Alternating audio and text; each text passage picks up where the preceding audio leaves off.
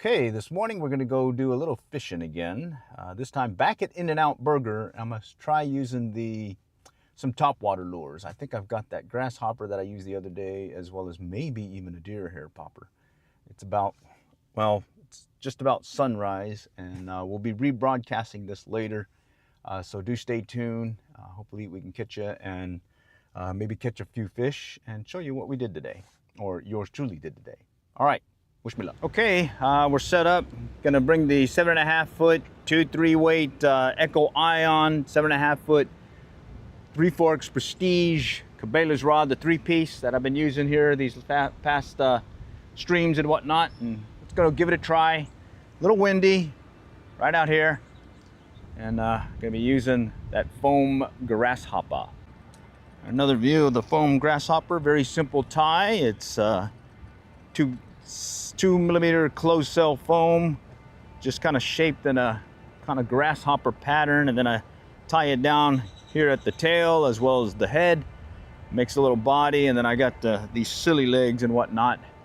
And let's see what we can do today. Pond looks really clear. We got a lot of wind and maybe a little tough trying to get them to hit on the top water, but hey, let's give it a try, okay? All right. Had some pretty good success here. It's early morning still, just starting to get sunrise. I'll restream this later, so do stay tuned. Oh man, right off the bat I'm hooking onto some junk. Oh man, don't tell me I'm already stuck. All right, let's see if I can get this out of here before I break it off here. Perils of streaming here. No editing, I just render the video. All right, holy cowser. Had to just kind of reach down there and grab it. It was really stuck. Okay. Oh well. First fish of the day, or first catch of the day, is some greenery. All right, let's get back at it. Ah, yes. Gotta love it, gotta love it. Let's see, I think last time I went counterclockwise or clockwise. I think I went clockwise. Yeah, maybe I'll get it to where, well, it's gonna get sunny. So yeah, maybe I need to fish the shallow area first, along the bank. All right, let's just kind of work our way in the shallows here and see if we can get something to strike. Just in case, let me move back here. All right, let's go. Oh, some more greenery. Okay. I'm gonna work it fast just because I want to see if there's anything lurking along the shadows or shallows. Oh, there's a hit. Quick hit. Looked like it may have been a little bluegill. Okay. Nah. Getting a lot of that green stuff. Okay. All right. Let's see. I'm gonna shorten my line. Okay.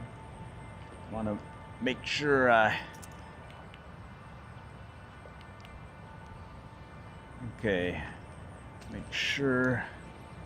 Got the. There we go.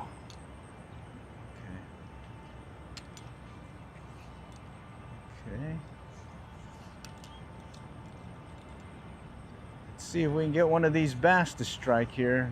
Looks real promising right now. Just got to coax them to hit. Let's see. Stay in shallow. All right, I want to clear this section here, then I'm gonna go back around to that other area to my left. Okay. Come on, come on. Where you guys at? I'm gonna try making it splashy. Just see if I can get their attention. Okay. All right, no takers there.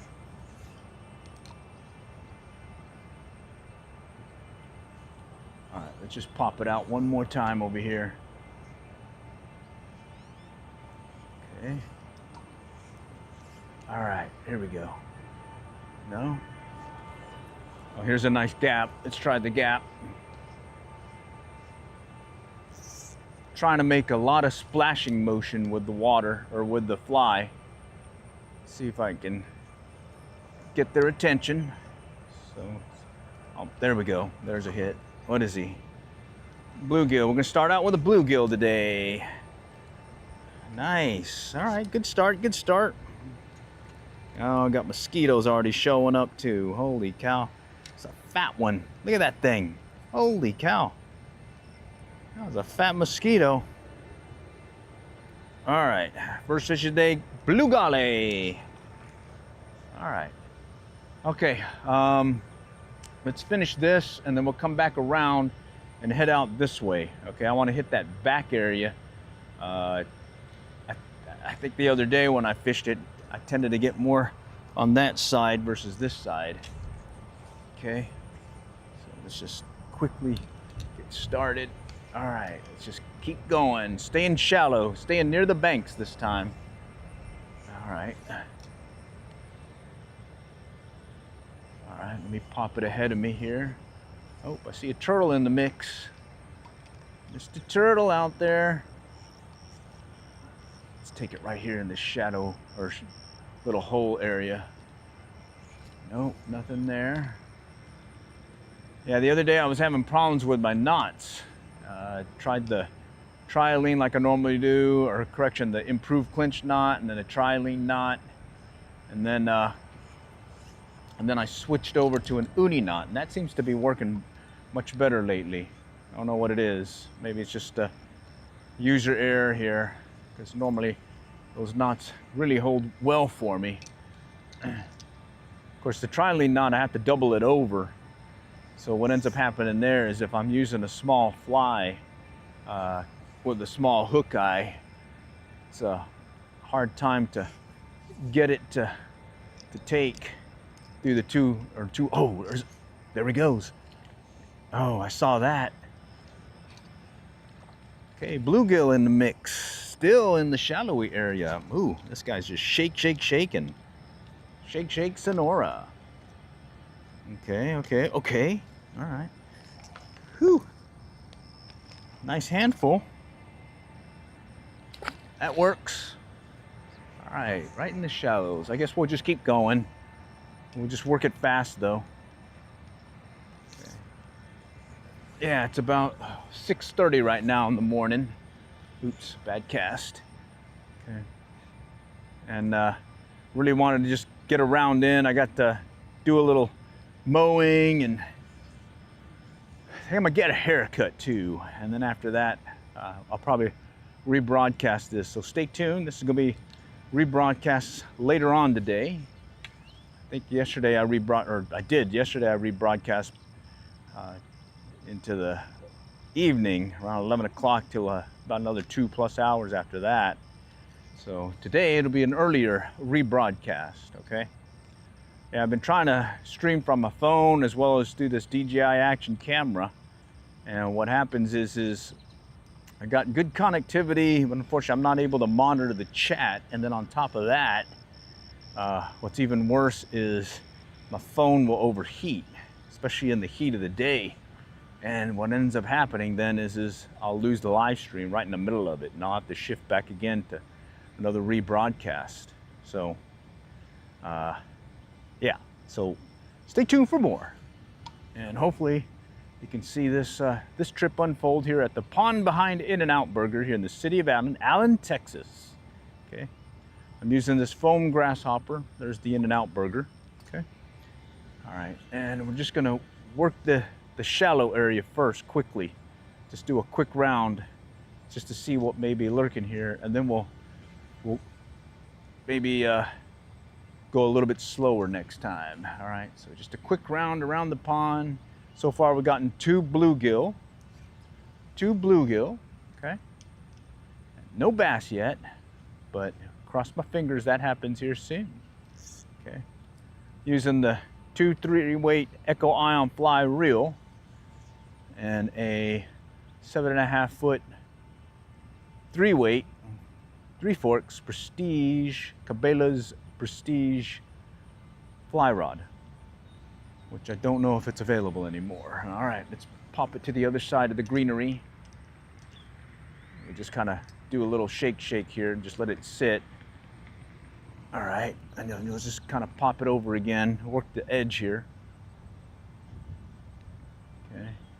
All right, there's a shallow area here. Let's pop it here. Okay, right there. I'm gonna stand off from the bank so I don't walk up on anything. Okay. All right, so far it's been 2 bluegill. Both were pretty shallow in the, or near the bank, probably shallow water. Okay. All right, let's just kind of pop it ahead here.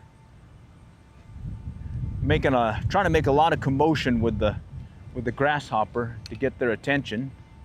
I just saw something kind of move to my left or to my right. Let's go further out. Maybe there's a big one lurking out there that wants to strike. Okay. I'm just gonna step a couple of steps and then recast, just like so, and just kind of work in the bank. Okay. Pop it over. Wind's coming from this direction, so I'm casting kind of at an angle right now, taking advantage of the wind when I go on the other end, or when I cast downwind. I'll show you here in a moment what I mean. So I'll just kind of pop it over, and you can see how easily it gets thrown or cast. Let's see if we can get one to hit out here. Come on. Just gonna gurgle it. All right, let's pop it out a little bit further. Maybe there's one lurking further. I just need to get his attention. All right, let's try it. Okay. Just these long pulls right here to get that grasshopper gurgling. Okay. Maybe a dinner bell to the bass. Okay. All right, let's do it again. Big pulls, big pull. Come on, Mr. Bass. We're talking to you today. All right, let's go. Yeah. So yeah, I'm doing these long pulls, little pause in between. Tail end, I'll do a little shake at the end. And then we'll just pop it again to the next spot. All right, I'm gonna work this end close just in case there's something lurking here in the shadows or shallows. I did notice the other day, again, I was getting some pretty good bites in the shadowy area during the heat of the day. Yeah, certainly had a fun time doing a little fishy here, but we're gonna get ready to get into the heat of the Texas summer.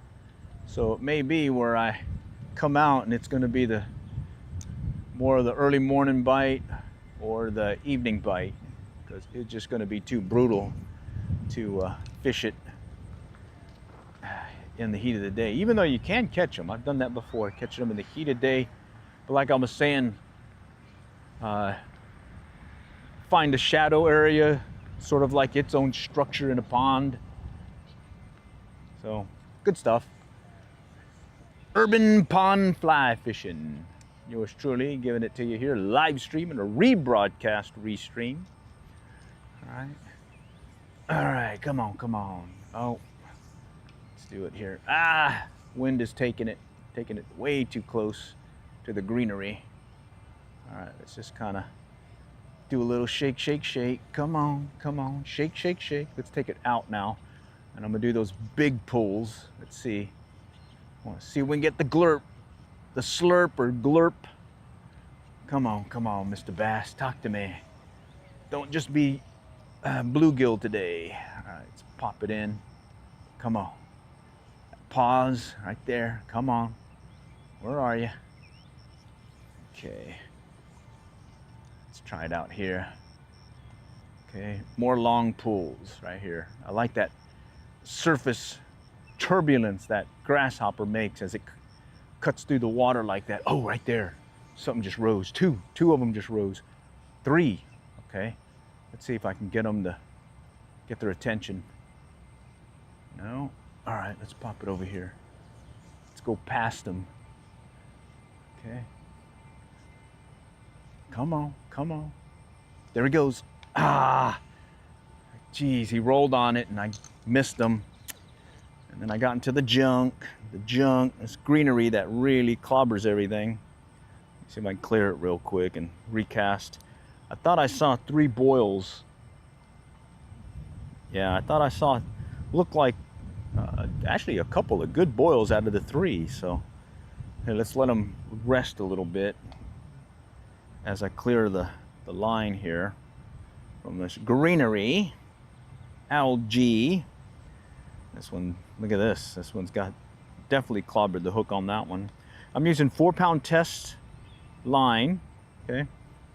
And nothing fancy here. It's just, I'll show you. This is my fancy high dollar tippet. Ready? Let's see. Where did I just put it? Here we go. Fancy high dollar tippet, doing a little urban pond fly fishing. Yours truly. There it is. Got 330 yards of 4-pound test mono. That is what I'm using today. I also use that other high dollar test tippet, the 6-pound strand mono.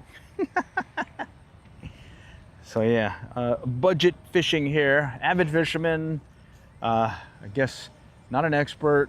Bottom line, learn to fish by our trials and errors, the motto. I think in our description we also talk about that you can actually catch fish with not having to spend a lot of high dollar stuff here. All right, let's go in. See if we can coax this guy that was lurking here earlier. Maybe he ran off.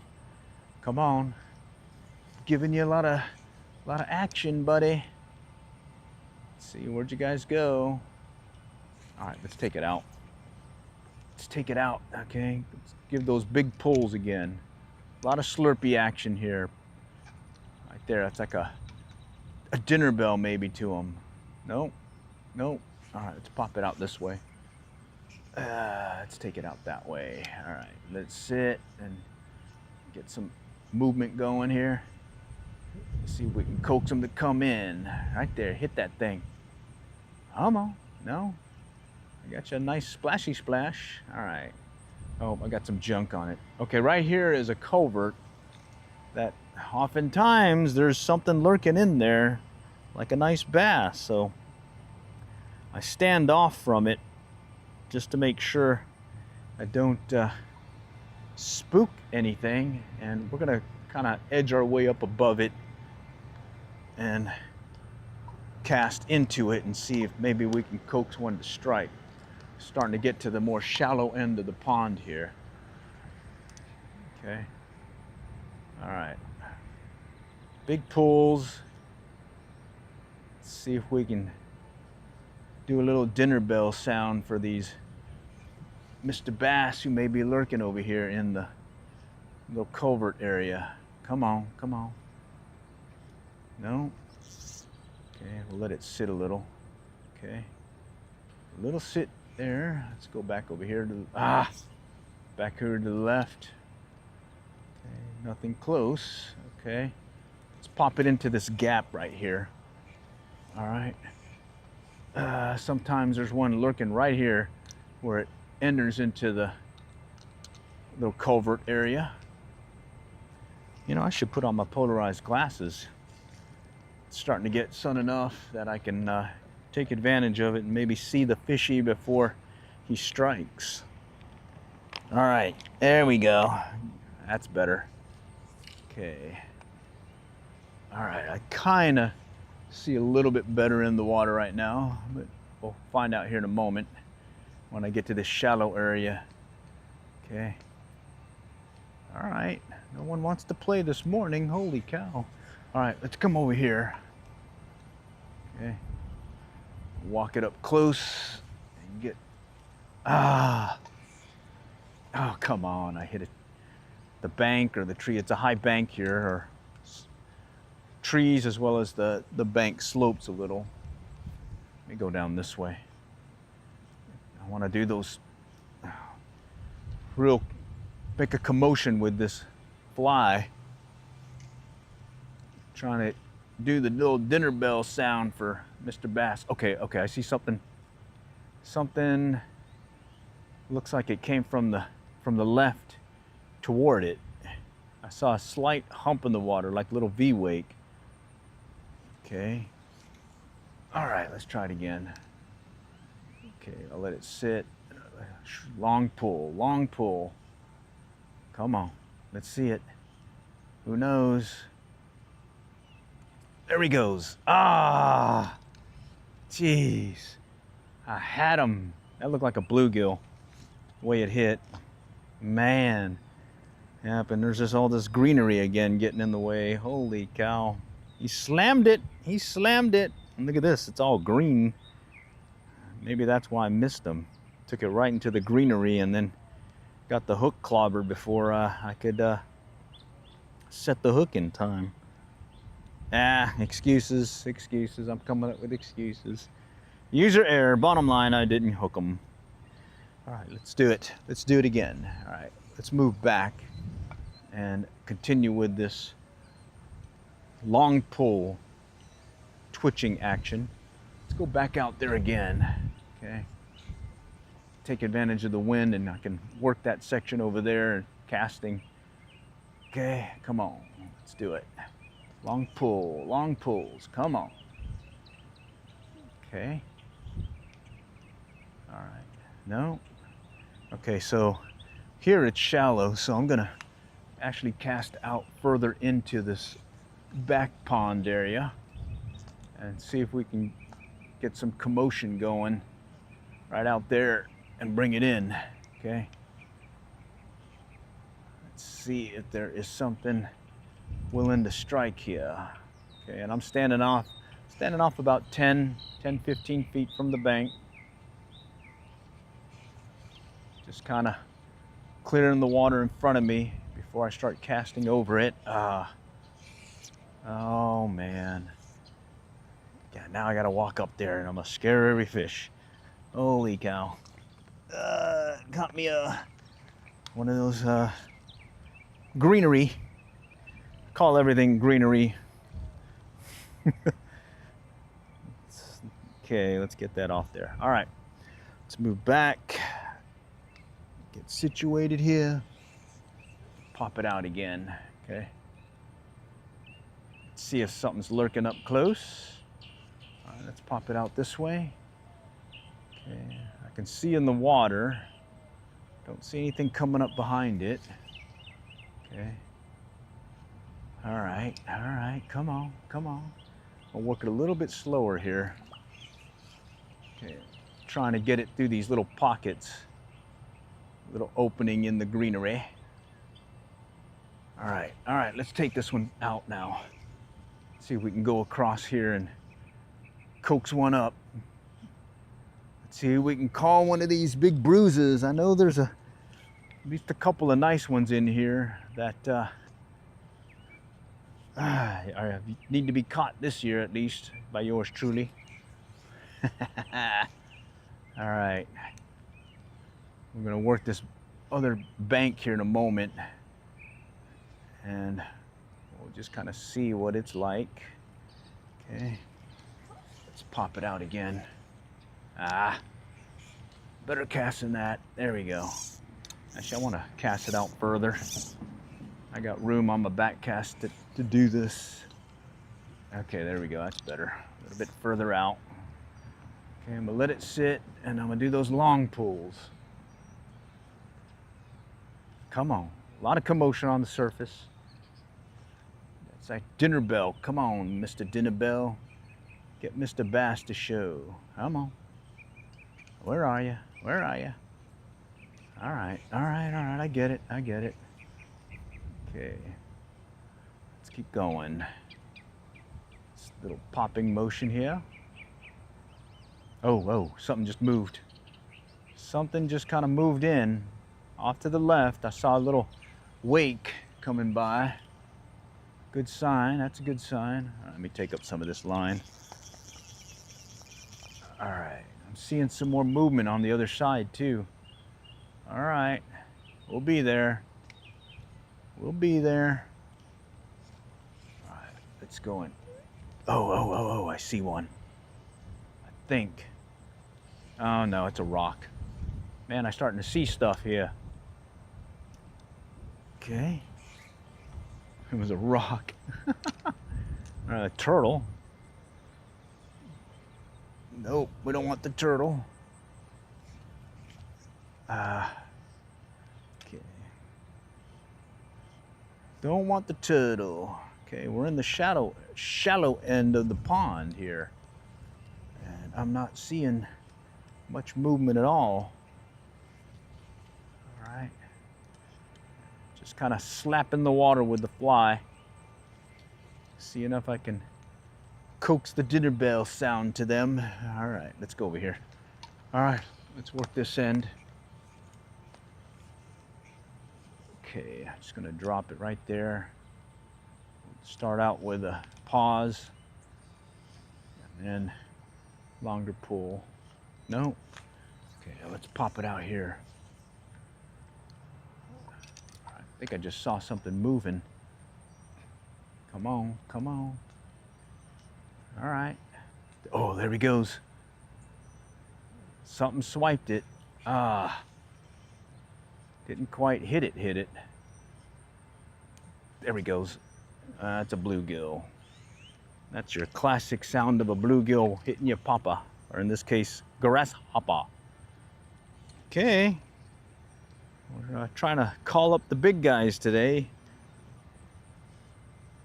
But let's get this guy back in the water. Back in the water! All right, let's get another cast in. Thought I saw another one of those V-wakes moving through the water, so maybe he's got a buddy nearby. Okay. I need to take up some line. I don't need this much line now. All right, let me reel up some of this line here real quick. All right, so we're gonna start working the edge here of the pond. I may work it slower just because I tend to get more on this side than the other. At least that's what it's been this year. Okay. All right, let's pop one right here in this one open area. Come on. Mr. Bass, where are you? It's not just gonna be a bluegill day, is it? Done that before where all it was bluegill. Okay, nice big slap in the water. Come on, come on. Coming in, coming in. Nope. Oh, look over there. Something just moved off the bank. Okay. Good sign, good sign. Okay. Let's take up some more line. Again, don't need as much initially here, and I've got to watch the back cast now that I'm coming up along these trees. There's a hit. What is this guy? All right, what is this guy? I think it's another bluegill. No, wait. Yeah, it's a bluegill. Nice. Nice bend in the rod here with Mr. Bluegill. Okay. Nice bend in the rod.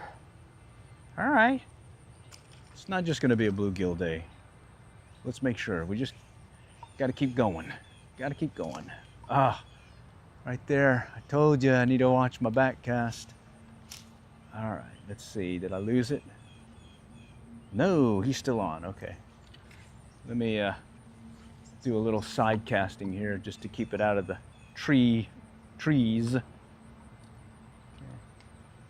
I'm gonna stand off from the bank again.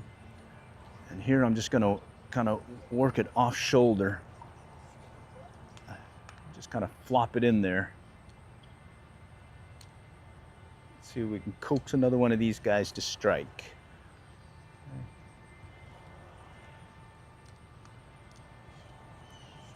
Let's go back there. Ah, right there. Okay.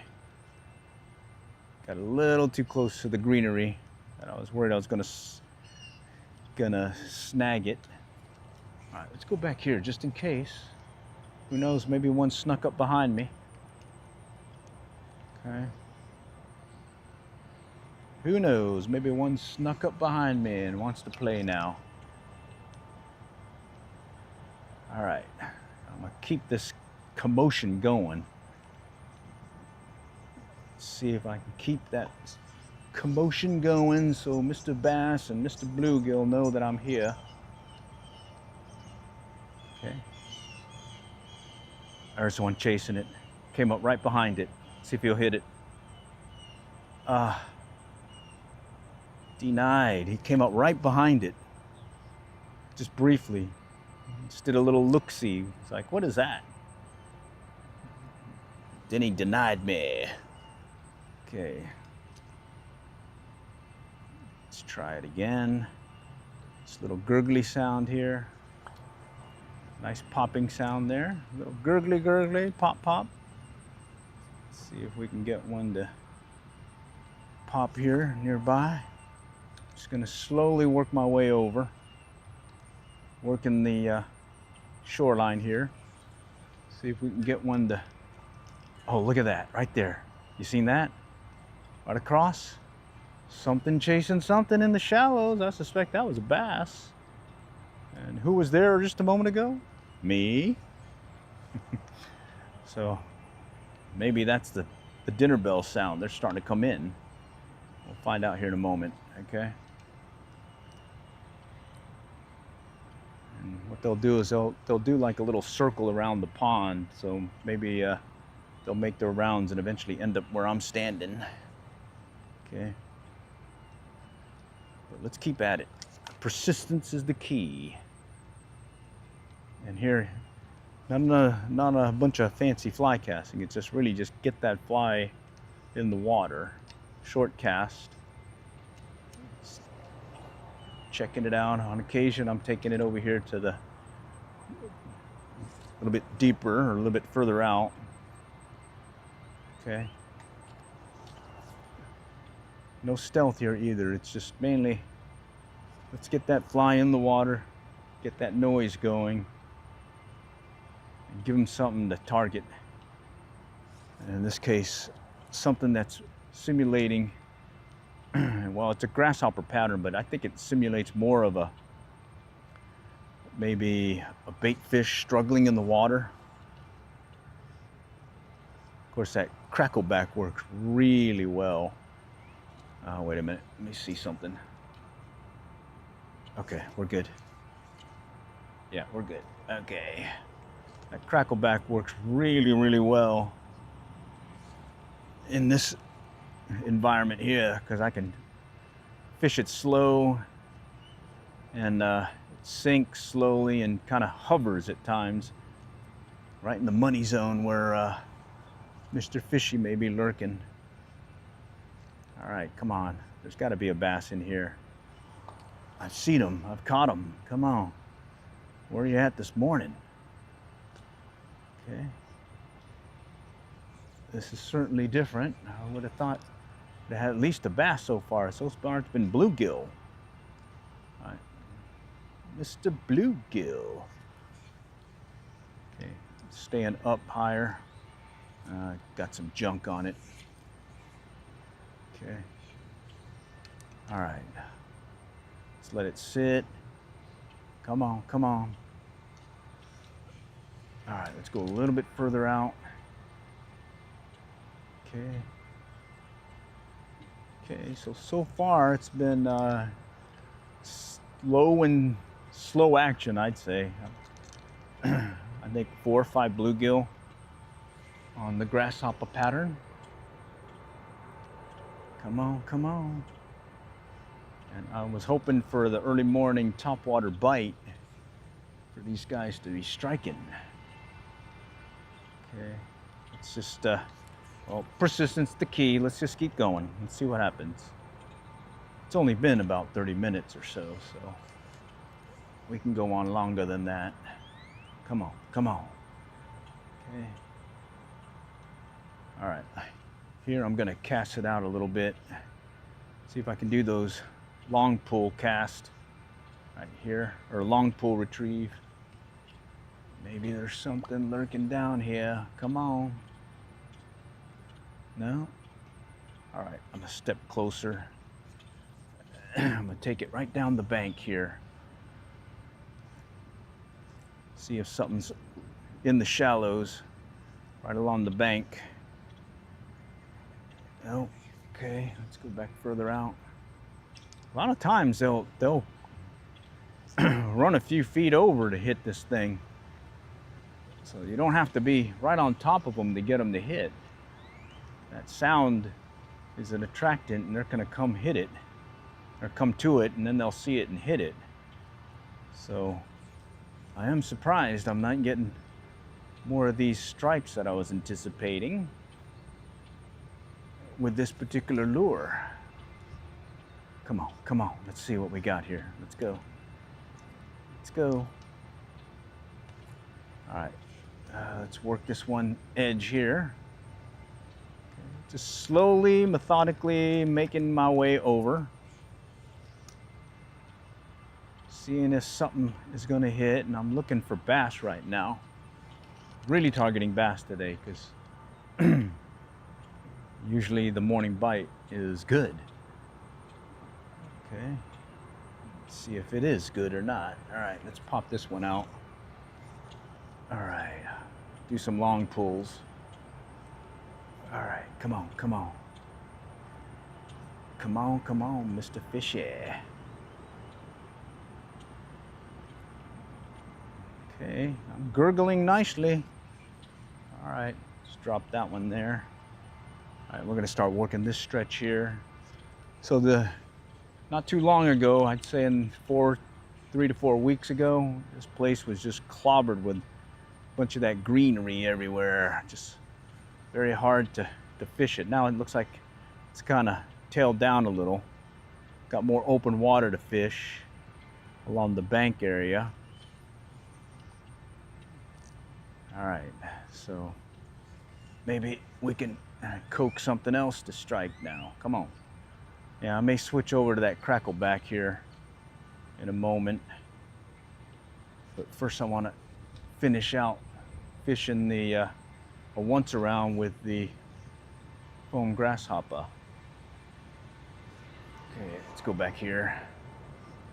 Come on, come on. Dinner bell sound here. I got Mr. Splashy Splash right there. Where's Mr. Bass? Okay. Let's cut down here again. All right, right over here. Come on, come on. Back over there. Oh, got my line moving around. Line management, line management. Right there. What was that? What was that? Come on. What'd you hit? Something right over here. I just passed that spot. Looked like he was hitting something on the surface too. Couldn't tell what it was. But we certainly got a cast to it. Let's see. All right, come on, come on. What were you? Are you still there? No? Okay. Let's try out here a little bit. Little splashy splash. Come on, little splashy splash. Okay. Let's pop it over. All right. Let's see if we can get him to strike. Let's go, Mr. Fishy. Wow. Maybe it's because a lot of waves or wind waves right now, so maybe they're not getting a good glimpse of Mr. Splashy Splashy in the water right now. All right, we'll finish this out, and then I'm gonna switch over probably to the crackleback and come back around and see if we can coax some to hit here, because I'm telling you, there's fish here. There is fish here. Just got to find the pattern, and looks like maybe the morning bite is not a foam grasshopper. But that's fishing. You gotta definitely make adjustments. Okay, but yeah, we did get some bluegill, so that's good. Did get some blue golly. All right, let's do some long pulls here. Come on, come on. Let's see if we can coax Mr. Bass here. Let's see, come on, right there. No, there we go. Ah, that was a bluegill. That one a bass. You hit it hard too. Wow. Let's see if you'll hit it hard again. No. Just out of nowhere. Doesn't even look like there's anything here to hold them. All right, let's go further out. That was a big hit. That was a bluegill. It's not Mr. Bass. Okay. Pop it out. Do a little bit more splashy splash. So far, just a bluegill. 4 or 5, I think it was. Mr. Foam Grasshopper. And of course, I did hook into some greenery at the beginning. So yeah, that was fun. Luckily, I was able to salvage or grab the offending piece of greenery and get it unhooked. So I didn't lose my fly. And this uni knot seems to be holding pretty well. I've already caught several tree fish and not had any issues with the line or not breaking. So good news there. Wind is taking it. Okay. Let's try it again here. Yeah, I got a feeling these wind waves are definitely making it harder for them, I guess, to notice the fly, even if I'm making all these splashes. Okay, let's take it up here. So we did a once around basically using this foam grasshopper. We're gonna finish it out here, and then I'm gonna switch over to that crackleback. And I'm gonna fish it wet so it mimics a minnow again. That seems to be the go-to pattern when it comes to fishing that crackleback here. But when the little dragonflies start moving about, you can certainly dry it off a little, and you have a chance to get a little topwater action when they are feeding on the flying stuff versus the swimming stuff. Come on, Mr. Bass, talk to me. Where'd you guys go today? Oh man, I'm surprised. Not a single bass yet. This is unusual. Okay. All right, I'm gonna fish it out here real quick, see if I can get some movement going. Come on, come on. Let's see. No. All right, let's take it right down there, right along the shallows, right near the weed line or the greenery line. No. All right, let's go back here. Oh no, that's where I was. Let's go back there. Okay. All right, I'm gonna walk it up. All right, I don't know. That was certainly different. A few bluegill on the topwater grasshopper piece here. No major takes that I've usually encountered fishing the early morning bite. So, wowzer. What's up with this? Okay. Let's go over here and finish it out, and then we're gonna change to the crackleback. Try the crackleback. And that one I just pretty much just cast it out, work the little shallows as well, and then may go out a little bit. All right, let's see. Come on, come on, where are you? Walk up slowly here. Work this one bank. All right, let's get it right down here. See if something's lurking back in here. All right, wow. All right, let's go this way real quick. No. Okay, let's step over. All right, I would have thought I'd got more than that. Holy cow. A once around and it was just mainly bluegill. Okay. All right, I'm gonna shift. Come on, come on. One more try here. Sit. Let's pop it over here. Okay, no. Let's pop it right out there and see what happens. Come on, come on. Nope. All right, let's go and shift. That was once around with the foam grasshopper, and the end result was about maybe 4 or 5 bluegill, no bass, no bass. So bummer, bummer. So let's shift to the crackleback, and we'll just do what we just did and see what happens. And maybe we can coax a big one to strike. All right, bear with me. And this one's that crackleback variant where I tie it with no body section, but here I added a little bit of dubbing to give it a little thicker body versus just the hook shank itself.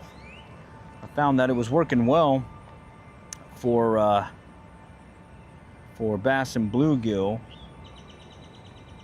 using the, what do you call it, without a body or dubbing or chenille, but I just wanted to mix it up a little bit and try it. Sure enough, it seemed to work good, so I may start tying it in that pattern, but we'll see here in a moment. Maybe we'll get a better success rate or hookup rate with the crackleback. Okay. Here, I'm having a hard time seeing this because I got my polarized glasses on. Okay. And here I'm just going to tie another uni knot because so far I haven't had any knot failures with the uni knot compared to yesterday. I had 2 or 3 knot failures. Proof clinch, trilene knot. Even that the other day I was getting some pretty bad knot failures. I was like, and it's that telltale knot failure that you can see the little pigtail end where it's unraveled itself. So I tied it good. Normally been tying them good, but hey, knot told me I'm not, so let's not tie that anymore that way, or get better at it. All right, let's let this sink a little. Okay, here all I do is do short casts initially, get into some open water. I'll send it out a little bit further, and then we'll just kind of work the bank line here. All right, let's just get started. We'll go back around again. All right. Here I'm just gonna do these initial short pull retrieves here, just like this. And then at the tail end, I'll just kind of drag it. All right, do the same thing here. Work this edge. Okay. All right, kind of let it drag. I'll watch the end of the fly line for the strike. All right, I'm gonna let it sink in here real quick. This is a known fish holding spot. So you kind of want to work this one culvert. It's pretty deep there. I'm convinced a few bass to come out of hiding in that particular location over the years. So I always like checking it. Okay. Now we'll just kind of drag it slowly. Okay, no takers there. Let's go further out now. All right, I'm gonna let it sink a little, and then we'll just drag it again. All right, let's go in this direction this time, where we just came from, and see if we can coax something to strike using the crackleback. Okay. The crackleback. Man, I'm having a hard time seeing. It's kind of shadowy here. Let me see. Let me go ahead and take my glasses off. All right. Yeah, it's probably better that I keep them on, but it's still dark enough that I can see in the water still. So, okay. All right. Got the wind going here. Let's see if I can get it back here. There we go. Okay, I'm just gonna do these little twitch motion. A little bit tougher to fish in this direction with the wind. Okay. All right. We'll make it happen. All right, let's see if we can coax a bass in. Coax a bass coming in. Let's go. All right. Walk it in closer. All right, let's toss it out this way.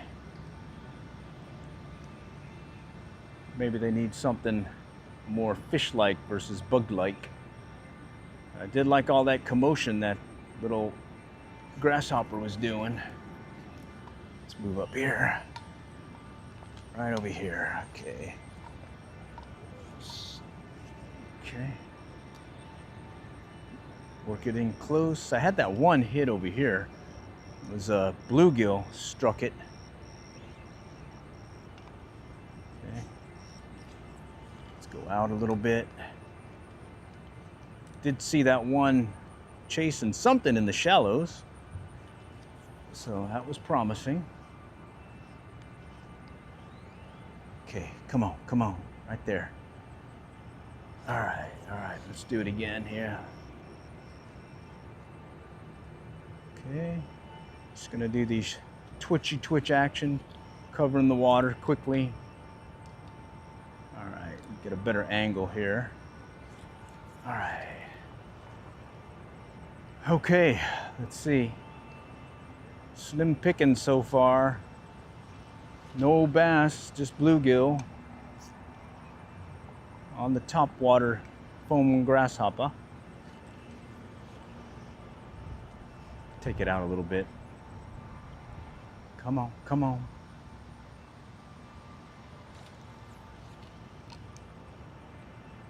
All right, let's see what's over here. No. What's over here? Okay. Nope, not feeling it. All right. Short pull. Come on. All right. Do it again. No takers there. And let's go back here. All right. I'm gonna work it fast. Gonna see if I can coax one in.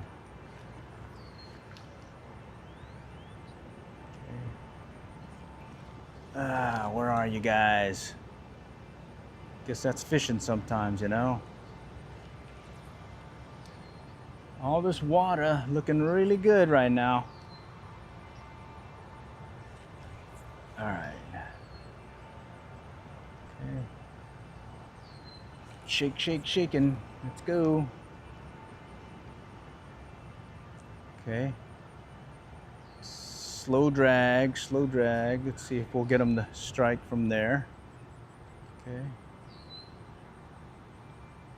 Kind of whip it over.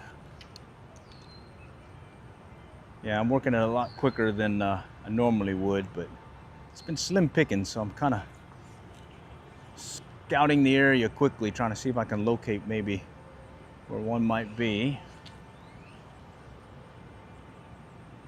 Okay. All right. Let's go back out there. Little twitch action. Drop it here. Okay, let's go out there. So we had some bluegill hitting, and I'm kind of perplexed that I'm not getting more hits. And I'm wondering, did they go deep?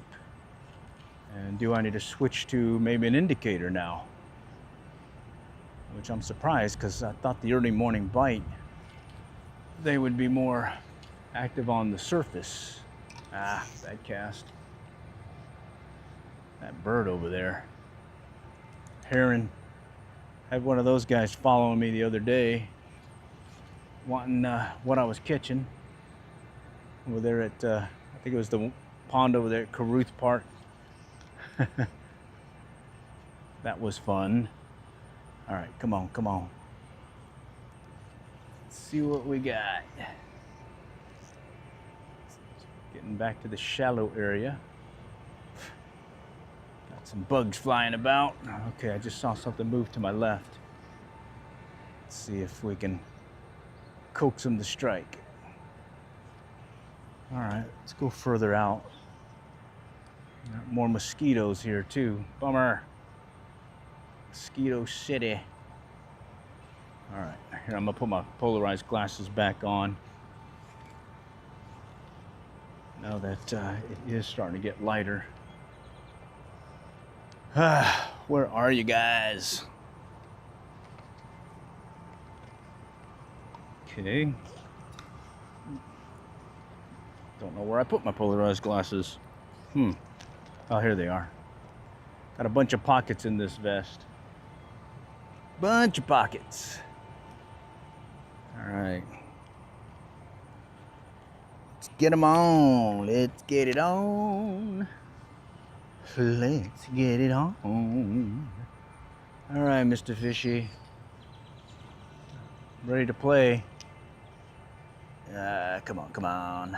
Slow, slow, slow drag. Oh, let's go back out. Just kind of drag it slow. Keep working it over here. Another slow drag. Pop it out. Oh man, I thought I saw something again moving. Moving like it was a fishy, like a bassy. Okay. Let's get it on. Seeing a lot of wind movement. I'm not seeing much fish movement. All right. So yeah, I may have to shift over to fishing under an indicator and fish it out a little bit and see maybe if they're lurking deeper.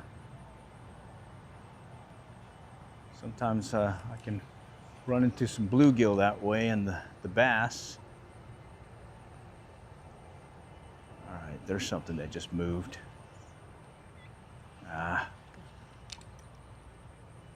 Got it into some junk there. Let me clear it. All right. Okay, well, that was disappointing. I went around and got a few bluegill, and then this so far, I've not gotten anything on the crackleback variant. Slim pickings, big time. All right. Just kind of keep working it though. We'll just keep working it. That's fishing. Be slow action, then we'll get some pretty good action. Then it'll pick up on us. Okay, I see something moving. Look like a little bluegill again. Okay, there we go. Ah, jeez, I saw the hump and I saw him go right for it.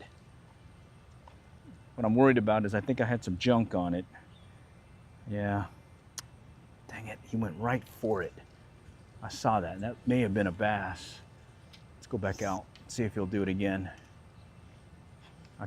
I saw some movement in the water. I cast right in front of it, and I saw him swipe at it.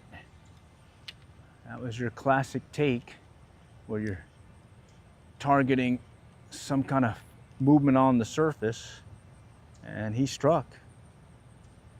And I missed. Okay. Let's go back out. There we go. Okay. I do like how I'll cast it out and I'll give it a little, move it fast enough to give it a little hump in the water, and then I'll see another hump come right behind it, and that tells me there's one coming at it. Okay. And I'm fishing it fast like this, mainly because there's a lot of green stuff down below that could clobber it. Okay. All right, let's go here. That certainly acted like a bass, though. So there we go. That one took it. That one was acting like he wanted it. I think this one was more like a bass also. No? Looks like it's another bluegill. Wow. Where are your buddies? Where's your bass buddy here? Okay, well. Got him on right here. All right, let's just bump this down a little bit so you can see a little bit better maybe. Or right there, okay. Yeah, he just kind of ran at it. I saw the hump in the water right behind it, like he was chasing it, and I could have swore that was going to be a bass. Let's see if we can do it again. Kind of weird that most of the hits I'm getting are going to be on this side, it sounds like. Okay. All right, let's go back this way. Let's go send it out a little bit further. Just a little bit further. Okay. Watch the tree behind me. Is there a tree behind me? Yep. All right, let me make sure my rod my furls are tight. Okay. Oh, now we're getting to some sun. All right, let's go back in here in the culvert. Just gonna drop it right in there. Okay. Just in case, I've had it before where I've gotten some decent sized ones right out of here. Okay.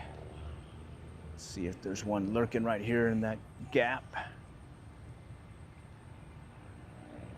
Gets shallow here before it goes back into the pond, and like a little canal-like thing, and sometimes I'll see a bass just kind of sitting there waiting. I don't know what he's waiting on, but he's just waiting. Okay. Okay. Let's work it a little bit further out. Okay. Let's go back here.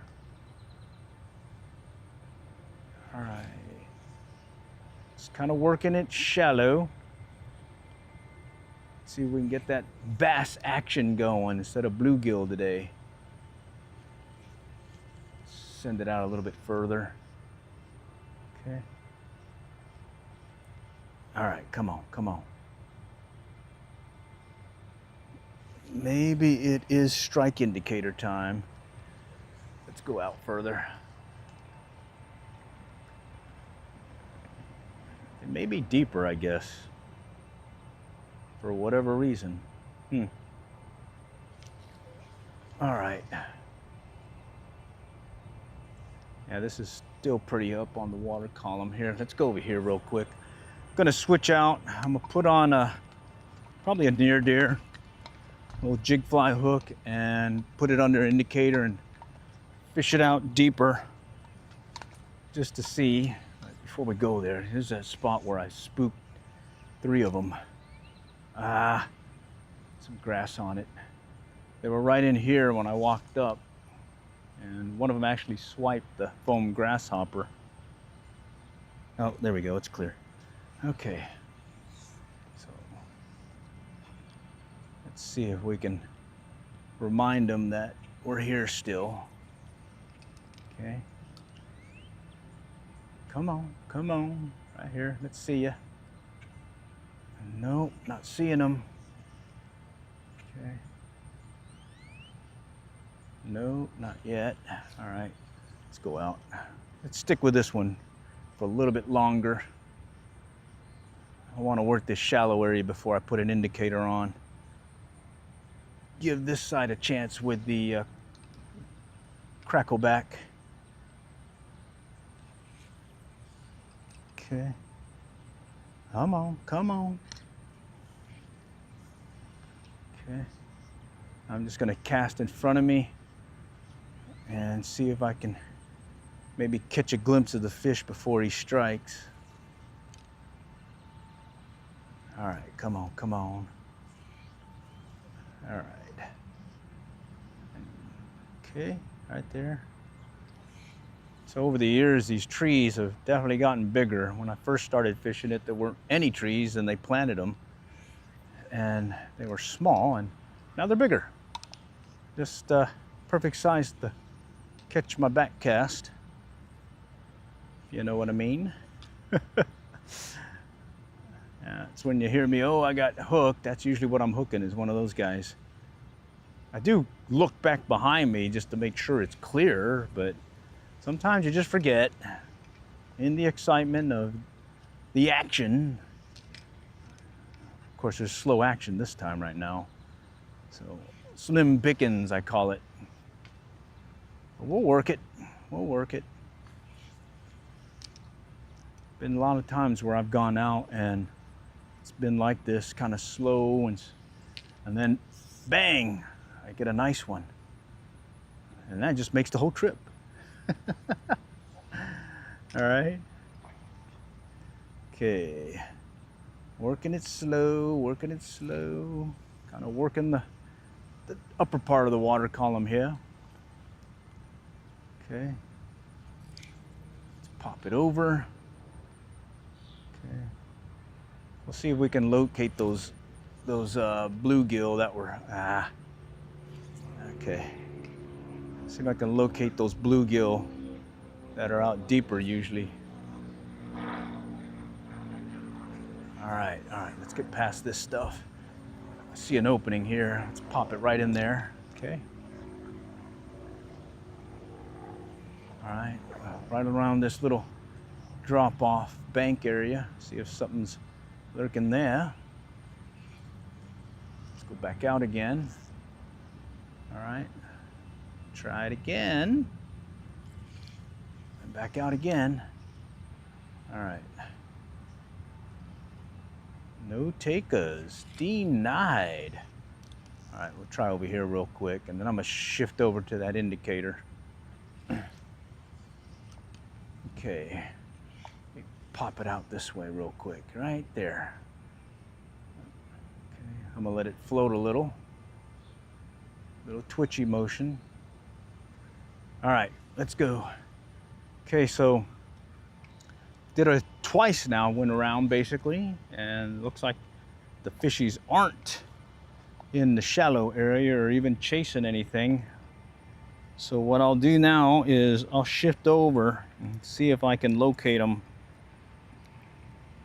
fishing deeper water. And when I say deeper, about maybe 3 foot. Okay. So what I'll do is I'll shift this over to a little jig fly hook, probably. Jig fly. Where is he now? One of these guys. Here we go. This is the near deer pattern I like using. Okay, I've used it for bass as well as mainly trout. Oh wait, I got a squirmy worm here. This is a pretty good pattern. I fished it tandem rig, where I've got this guy on top, this guy trailing, squirmy worm, and I was doing pretty well. I did that setup on the lower Illinois River up in Oklahoma, fishing for trout, and that worked out pretty well. It was like, no, I feel like hitting the squirmy worm today, and they'd hit the squirmy worm pretty much till I got my limit. And other times they'll change their mind and say, yeah, I think I'll take the little near deer.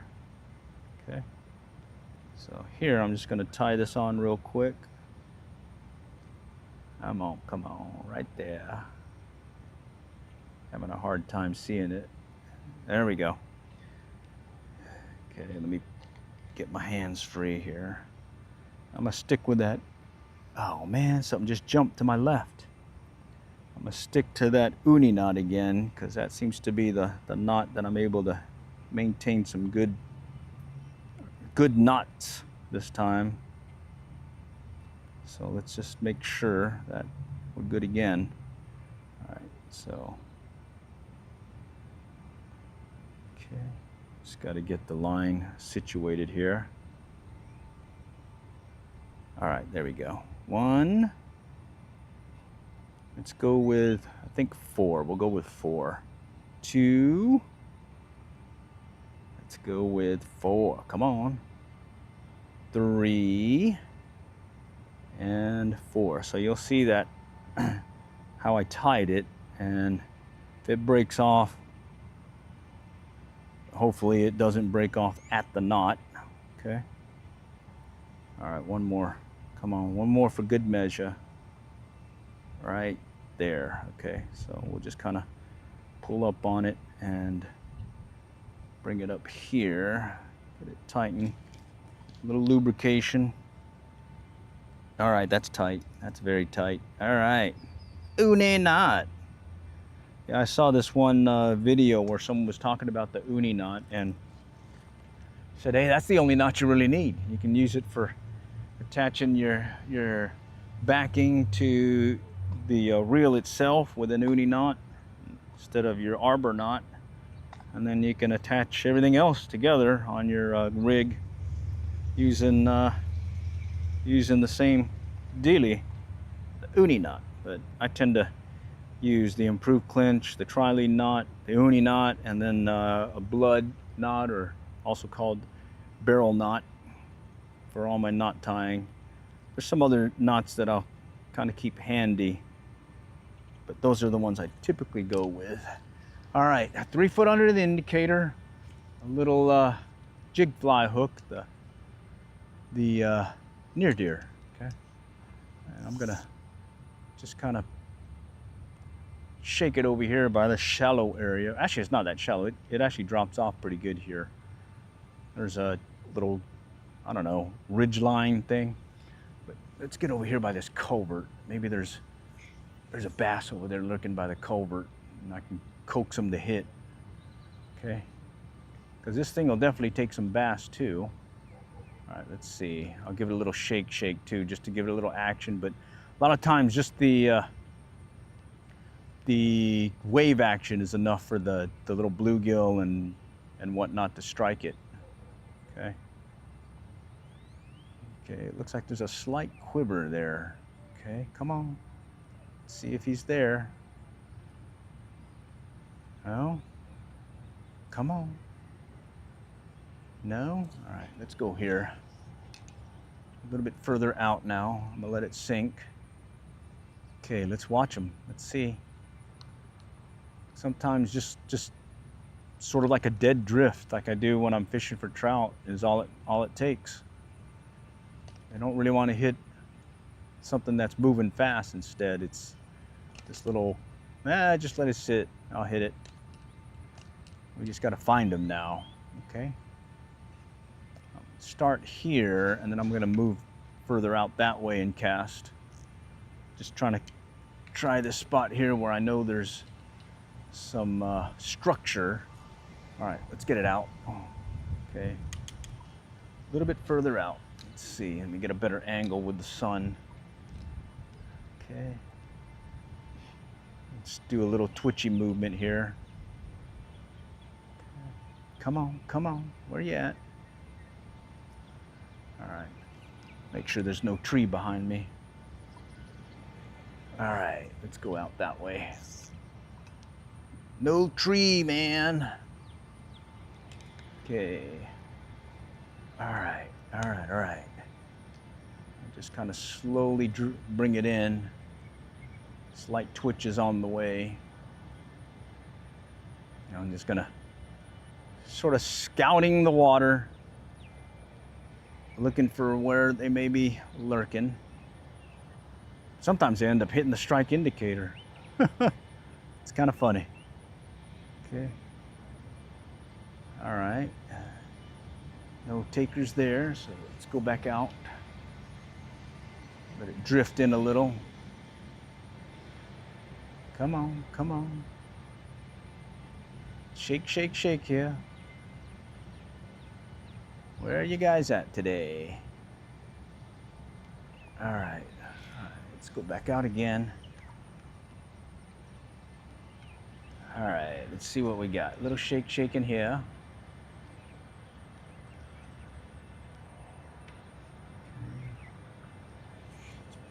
Pop it out here. Oh, got that tree there. I gotta watch that. There he goes. There he goes. All right. Indicator went under. Oh, he got off. Shoot. Jeez. Okay, well, guess they don't want much movement at least. Let's try it again. Just a little short, twitchy twitch up close. Definitely took that indicator under. Okay. I'm gonna shorten my line.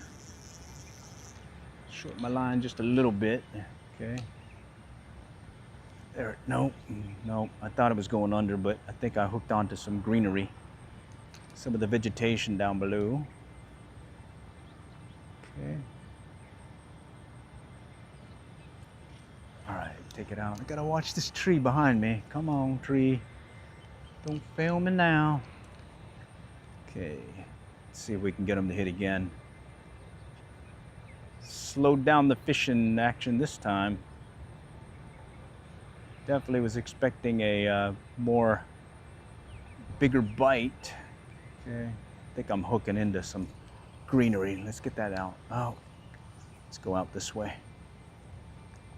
Okay. All right, come on, come on. All right, we're clear here. We can get it out a little bit more. Okay. So I wonder why they're kind of tending further out in the bank versus near the shore. Normally it's, there we go. Ah, jeez. That one had it good too. Holy cow. Let me check this. What? Oh, it's barbless. That's right. I had to use this one on the blue. Barbless. Barbless, man. Okay, new rules, new rules. Barbless hook. Set thy hook and hold on and make sure you don't relax the pressure on the line, or any slight slack in the line could mean a missed strike, like so. So I'm gonna shorten my dealie here. Okay, and it's a very slight take. Okay, it's like, doesn't even look like I'm getting one on there, other than it looks like I might be hanging up on the bottom. And then next thing I know, I'm getting a hit. Okay. All right, let's see. We'll just kind of twitch it over a little. Man, that one was on there too. That's 2 missed strikes. Gotta fix that. Gotta fix that. Okay. All right, at least you found a pattern though. A little bit deeper. Use a strike indicator, fish slower. Forego the topwater bite, probably because of the wind. A lot of wind action, so they're not reacting to the commotion on the surface as much. Even though I did get several bluegill that way. Okay. All right, let's get it out. Let's get it out. Just kind of edge the water here. Let's see if we can get them to hit. Come on, come on, come on. All right. Slowly working it. Yeah, come on, Mr. Fishy. Okay. Yeah, the one was a definite telltale strike on the indicator. The second one was just barely saw it. I almost thought I snagged bottom, so that's why I was lifting up on it. And then I saw it move, and that's when I set, and sure enough, he got off. Denied me. Okay. All right. And that's one of the advantages of using the strike indicator is you can fish your fly a lot slower and keep it in the money zone where they may be lurking. And so on these days where they're not really wanting to strike, you can get them to strike. It's like maybe they're playing lazy or something, you know? Like, I don't feel like chasing anything today, just need to come to me. Maybe that's one of the days, yeah, that these guys are in right now. So let's see if I can coax them in with the strike indicator. So far it's, I'm 0 for 2. 0 for 2. 2 on the line and denied. Okay. 2 on the line, denied me. Come on, come on. Right there. Let's see it, let's see it. All right, let's go further out. Okay. I'm just gonna work it a lot slower than I did earlier. All right. I set it about 3 foot on the indicator. I may raise it so that it's maybe a 2, maybe 2.5. I don't know. Depends on how I do here in the next few. If I'm getting some strikes still, or if I'm clobbering bottom more often than I want. Okay. All right, come on, come on. Watch that indicator. And again, you want to use the smallest strike indicator that will still keep your fly at the water depth you want. You want to go with a big one. You go with a big one, it's going to put a lot of drag on the on the line, and next thing you know, Mr. Fishy senses that and they're not striking as readily. And then also, maybe it's a light strike and it's barely moving that indicator, versus if you had a smaller one, you have a better chance because you can detect those light strikes. So don't go big, go with just what you need to keep your fly where it needs to be. And with what I'm using today, the extra small or small cork strike indicator works well, especially with this size 10, size 12 size jig fly hook I'm using. Okay, I think it weighs 1/80th ounce. The other one weighs 1/124th. Very light. Oh no, missed that one. Little quiver on the line there, or on the indicator. That means set the hook. Okay, that's what it means. Set thy hook. Okay, that one's snagging bottom. Okay, let me go a little bit further out. See if we can locate what depth they're hanging out at. Okay.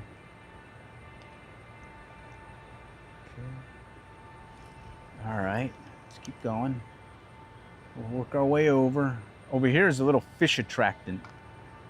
There's 2 of them in the pond, one here and then one over there, way out there. And the other thing that you're seeing in the water is the water fountain, which is off right now, okay?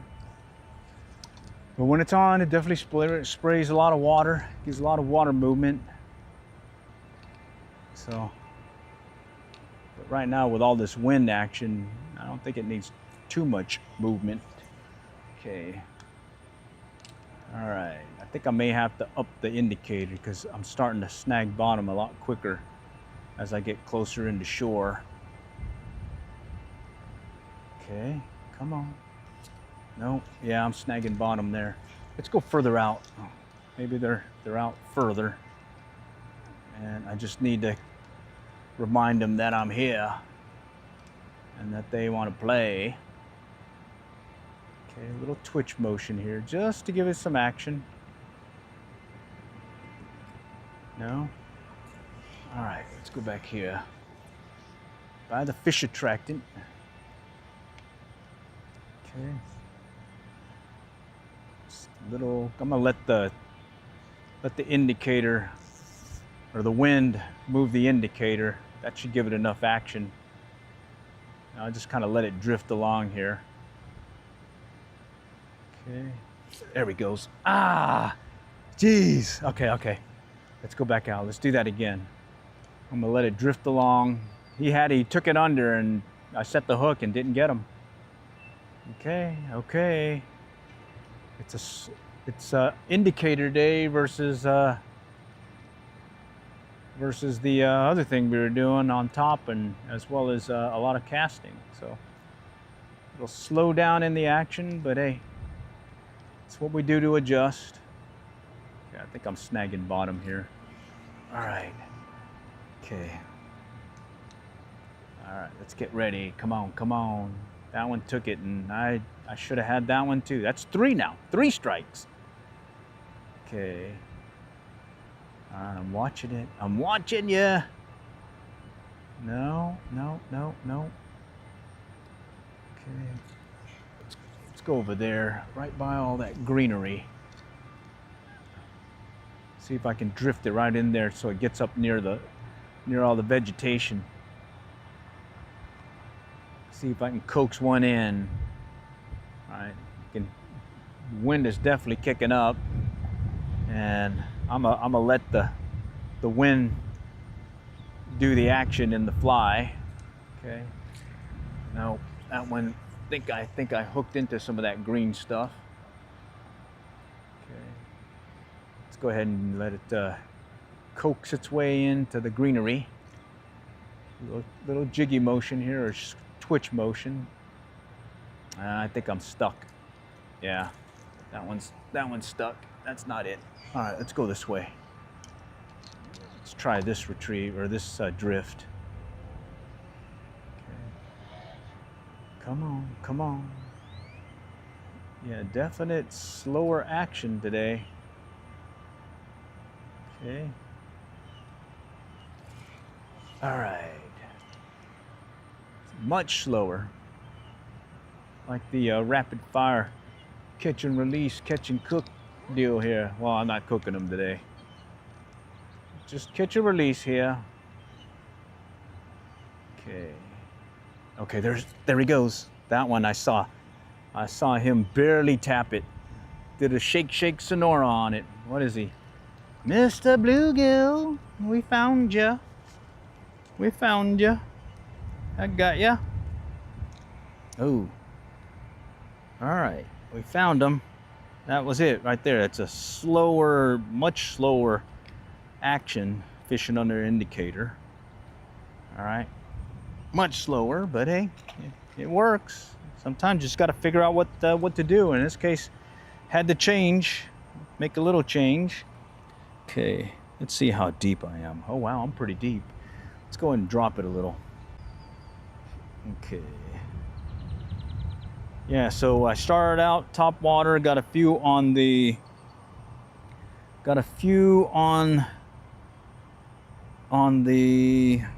what do you call it, foam grasshopper, and then switched over to the damselfly variant, and then I switched over to this indicator. Foam grasshopper, I was hoping to get something hitting on the surface with some of these bass feeding early morning bite like I was anticipating, but that didn't happen. It's mainly bluegill. And then then I switched over to that crackleback and fish it wet, so it'd be like a minnow. It ended up, there's a hit. Ended up getting what was that guy? Bluegill. And then from there, I decided I need to shift and find out where these guys are. And it looks like they want a slower presentation right here. Nice size one. All right, back in the water. Slower presentation. And then I started out with the indicator and this little jig fly hook, 1/80th ounce near deer that I tie. Okay. And I got a cork strike indicator. I think it's the 1/2 inch small, and it's standing about, it was 3 foot. Yeah, it was 3 foot under the indicator. Now I've got it about 2.5. Yeah, about 2.5. And that seems to be a better depth right now, because earlier with the 3, I believe I was snagging bottom at times. And with the wind action and all that, I can pretty much just let the let it kind of drift on its own and let the wind waves give the action to the fly. Really, at this point, I just need to pay attention to the strike indicator and basically set the hook whenever I get an indication of a strike. And it could be that it takes it under. It could mean just a little shake. Could mean a hesitation, like it's just kind of drifting along and it just pauses. All those are set the hook time, okay? And while I'm doing this, I'll give it a twitch, like so, just to kind of give it a little action as well. But most part, because we got so much, there's a hit.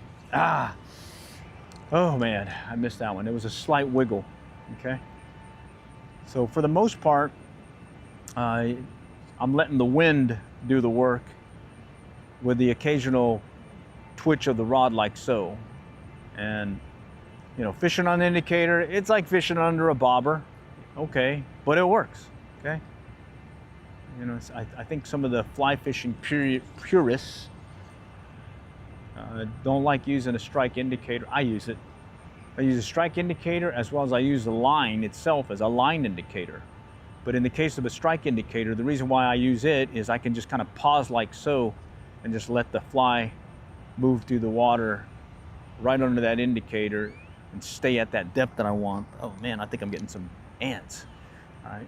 If I use the line as an indicator, I'm using that mainly if I'm wanting it to sink and free fall on its own.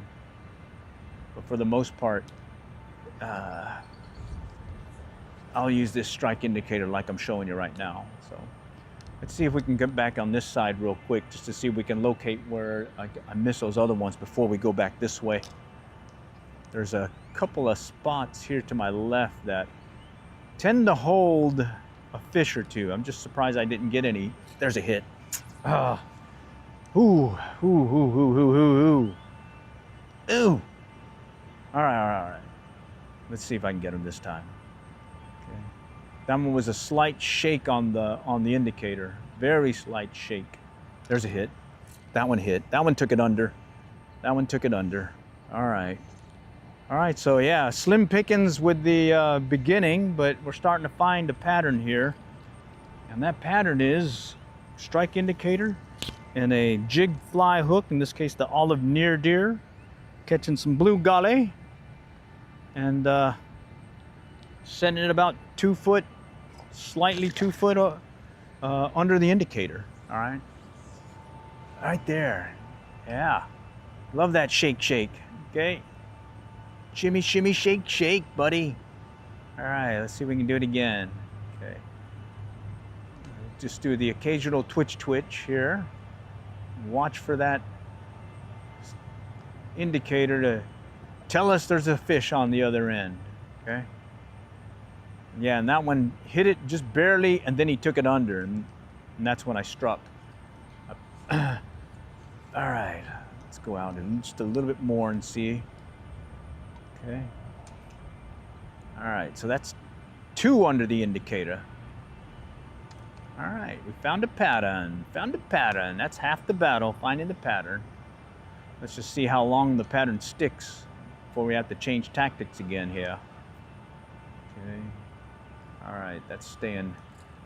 All right, let's go out a little bit over here to my left or to my right. Just kind of twitch it here. Fishing it more shallow here. Come on, let's see. All right, let's go back out. Actually, let's go back over here. All right, right there. Right by the fish attractant.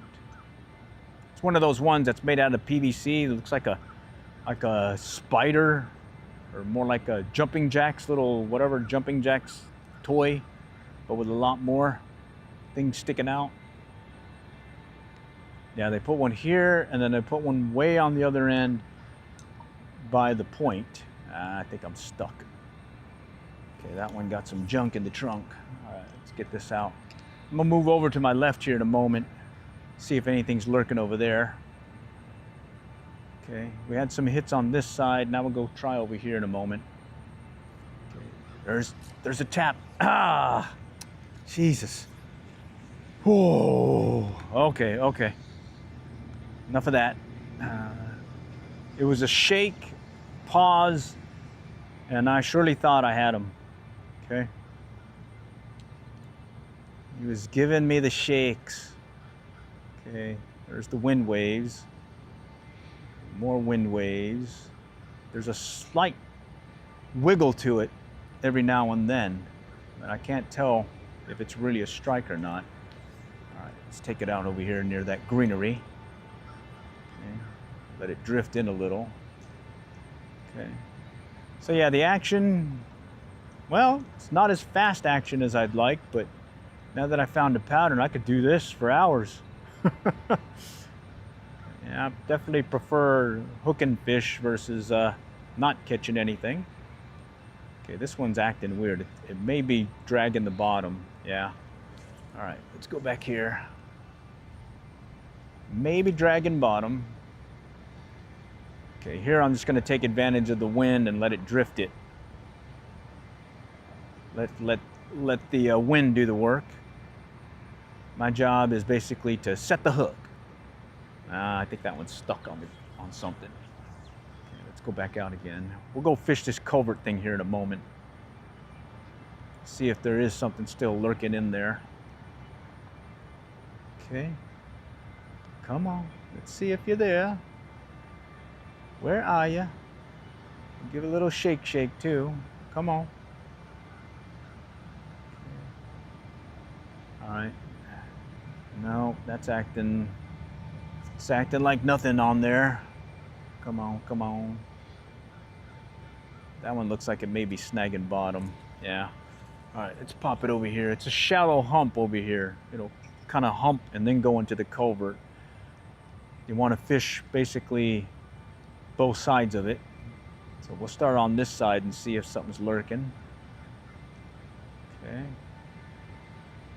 Not seeing it. Come on. All right. Yeah, got some junk on it. Let's clear it. Junk in the trunk. Let's step back a little bit too, so I can get a better angle of the the culvert, because I'd say it's about 6 feet deep in here, and then there's that culvert that sticks up. It's over here.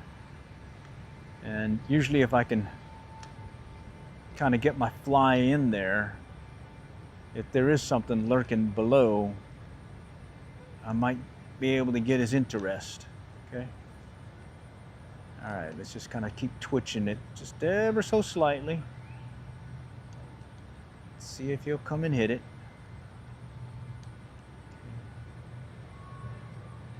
I'm just gonna give it just a slight movement. Okay, I think I'm stuck on something. Yeah, I am. That's what I thought. I think I hooked into the culvert itself, I think. Oh no. Wow, I'm stuck. I may lose that fly. Come on. Yep, I did. Luckily, I've got another one. All right. Well, I must have hooked the culvert. Yeah, that's it. But look at this. It broke like it should have, instead of that squiggly thing that I was getting before. Oh, I'm running low on battery. All right, let me switch this out, and then I'm gonna change the battery also. All right, I'll be back. All right, we're back. Got the battery changed out. We got a full Monty on there, and I'm gonna try this little squirmy worm jig that I made. Okay, it's made out of that little squishy toy stuff, and it's on that jig fly hook with a little hackle. Okay, grizzly hackle, and a little dubbing or chenille to give it a little something. And knowing that we've got some finicky fishies, I'm gonna try this thing. Okay. All right, and we're gonna do the same thing we did earlier, which was basically just cast it out and let the wind take care of the action. And our job here is just to watch that strike indicator for them to take it. All right, so I think that one's kind of dragging bottom. Let's go over here. Okay. All right. Come on, come on. I'll give it a little twitch. There's the hit. Ah, missed that one. Okay, okay.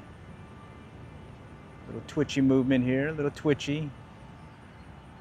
There we go. Oh, shoot. All right, all right, all right. So that it does have that little tail on there. So a lot of times I'll be grabbing it and not quite get it. But I think I found something that they like. Got 2 hits in a row real quick. Okay, let's see if I can fix the my mojo and get them to stay on the line. All right, all right. All right, all right. Yeah, it was a slim pickings at the beginning with trying to figure out the pattern. Started a pattern or thought we found a pattern, and then did find the pattern, in this case fishing it under a strike indicator with that jig fly hook, the olive near deer. But now I'm trying to mix it up and see if seeing if I can get them hitting on this squirmy worm. Okay, all right, just having a little fun here on a Saturday morning, urban pond fly fishing. Got some winds here, so definitely got the wind, but I got my microphone, that DJI Mic Mini, with a windscreen, so hopefully it cuts through the wind noise so you can still hear me. And I'll talk louder also, just so you can hear me. All right, so we'll just, there's the hit. Oh, wow. Okay, okay, I gotta let them take it, because apparently they're not hitting it, or they're hitting it and taking it completely under, but I'm not getting it where the hook is. Yeah, it's what happened before on some other flies that other jig fly hooks that I've tied, where I'm using this, what do you call it, little squishy toy thing, squirmy toy. They kind of grab it, and they're not actually grabbing the section with the hook. And even the little guys, they can take it under pretty quickly. I'm stuck on the bottom there. Okay. All right, let's go back over here. See if we can coax another one to hit. All right, come on, come on. Let's see it. 2 hits in a row, and then I missed them. Okay. I'm stepping on the line. Let me clear it. Woo! There we go. Got it. All right, let's go back here. Kind of work that area where I was getting some pretty good hits and missing them. Okay. And this is where I was fishing it a lot deeper. I made the indicator. It's about 2 foot under the indicator now. All right, we just keep twitching it a little bit slowly. All right, that's on some junk. You can feel, or you can kind of see it when it hangs up on the bottom. Okay. Of course, it could be a fish also. So, always good to just go ahead and just play like you're going to set the hook on it. Come on, come on. Where'd these guys go?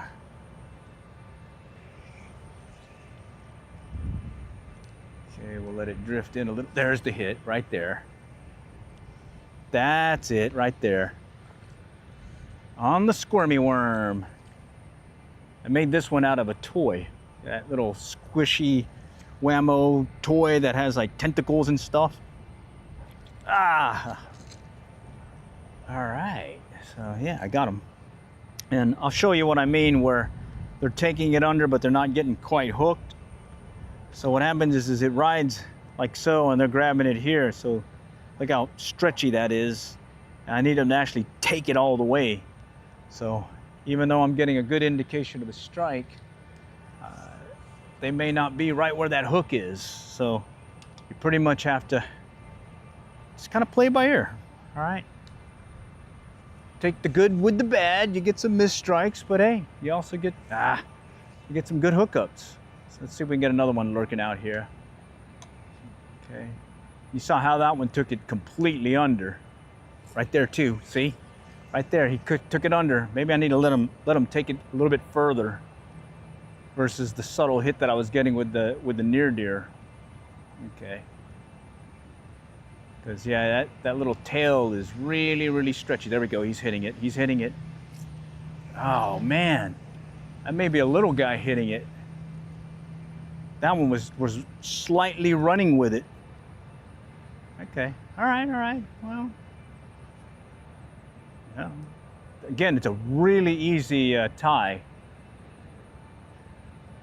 And I bought like 2 or 3 of those whooshy things from Walmart or from Amazon, I think it was. Amazon. And yeah, I think I got a lifetime supply still. It's like that mop fly that I tie. That one, I bought one of those, there's a hit, one of those dust mop things, and I use that to make the mop fly, and I still have that original one that I bought. Okay, something tapped it. Could be those little guys tapping it. So let's see. Let's just make sure he hooks it good this time. Because like I was saying, it's not like the other fly, the jig fly hook or the olive near deer. This one, they're hitting it, and it's got that stretchy tail from that toy, and even though they're biting it, they're actually not biting it near the hook where I can get them. Okay, but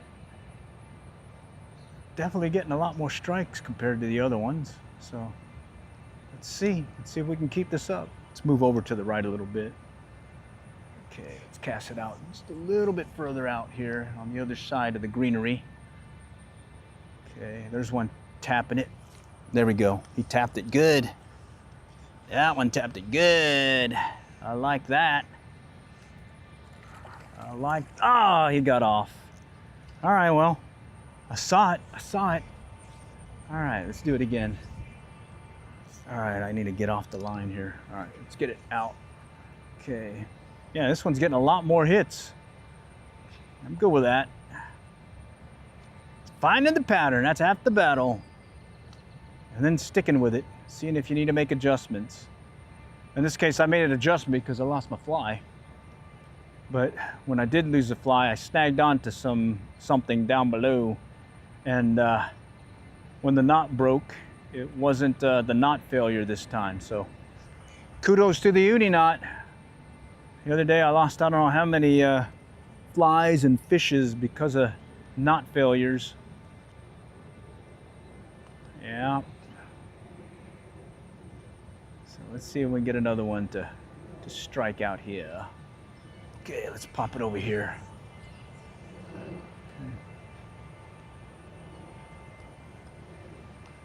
I hope you guys are having fun. I'll stream this later on. It's about 8 something now. We started around 6. I've got some honeydew stuff to do, mow the grass, get a haircut, maybe figure out what I want to cook for Din Din tonight, and then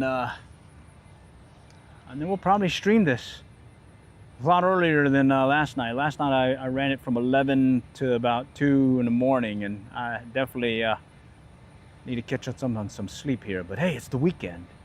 You don't sleep during the weekend. You got to enjoy every single moment. Come on, fishy. Talk to me. Bringing it in closer, okay. Yeah, it seems weird. Most of the hits were coming over here. In the past, I usually got most of my hits over here on this side. Right over here in this area. But I guess the fishies have moved elsewhere. Okay. I'm just gonna keep dragging it in ever so slightly. All right, let's pop one over here by the culvert. Okay. Never hurt to cast to the culvert area. Okay. Slight twitchy movement here. Less wind here, so I'm kind of give it a little bit more action compared to over there where I was getting a lot more wind action. All right, let's pop one right over here. Maybe something's lurking nearby. Okay, it's moving. Okay. No, it's not acting like a fishy on it. Okay. All right, I'm gonna pop it out over here. see if something's lurking on this side of the culvert. Culvert's right over here. Okay. All right, come on, let's see.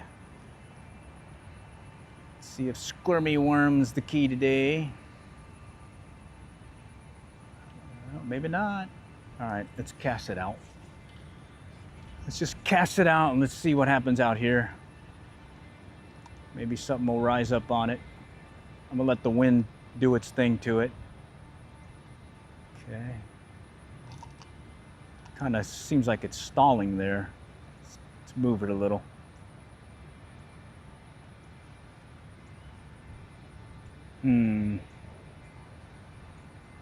All right, let's get back here.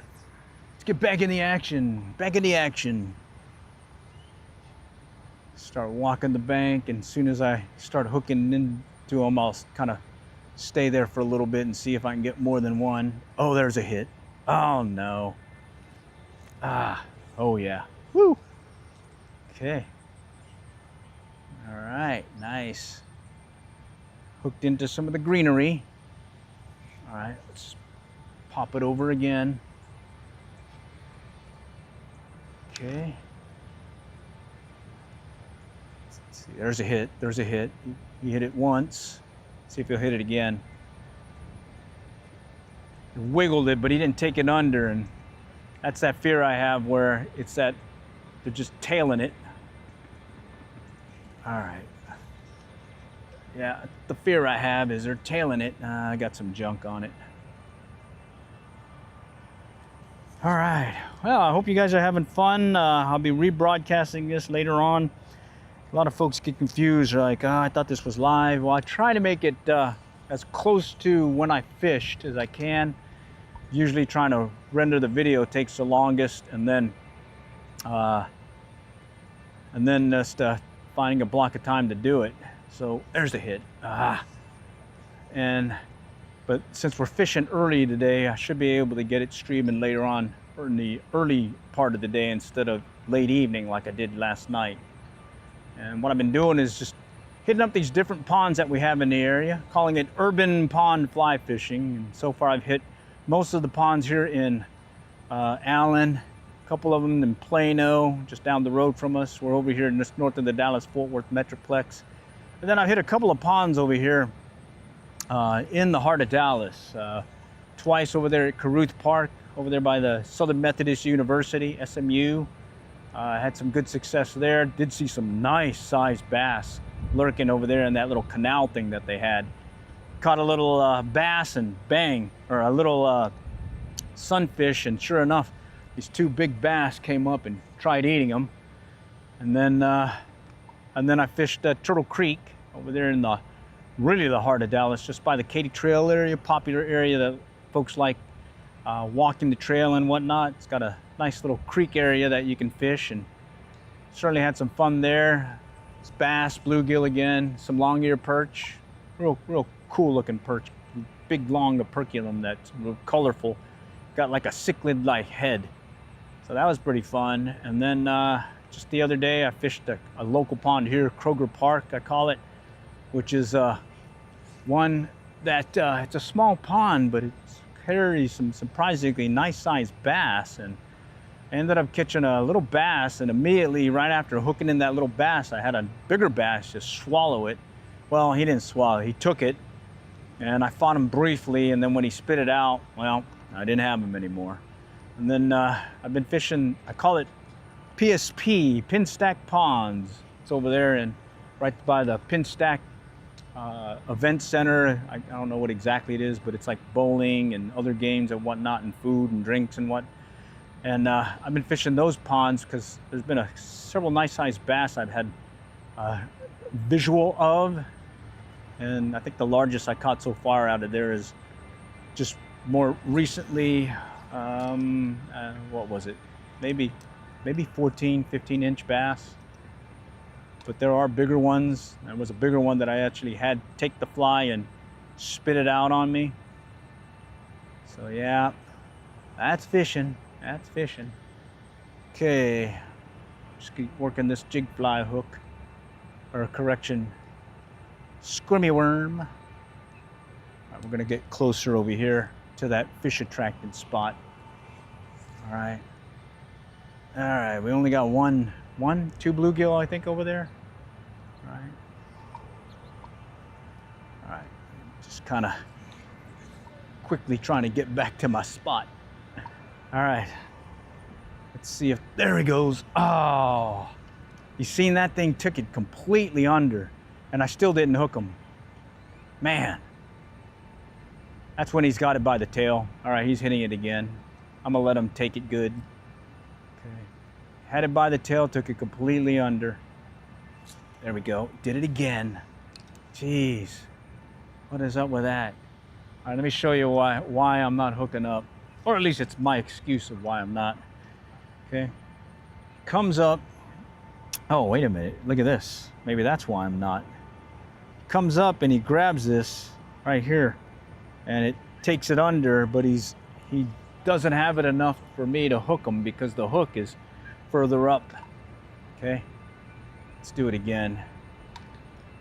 See if I can get him this time. Squirmy worm toy. It's like 2 hits in a row. Good hits. There's a hit.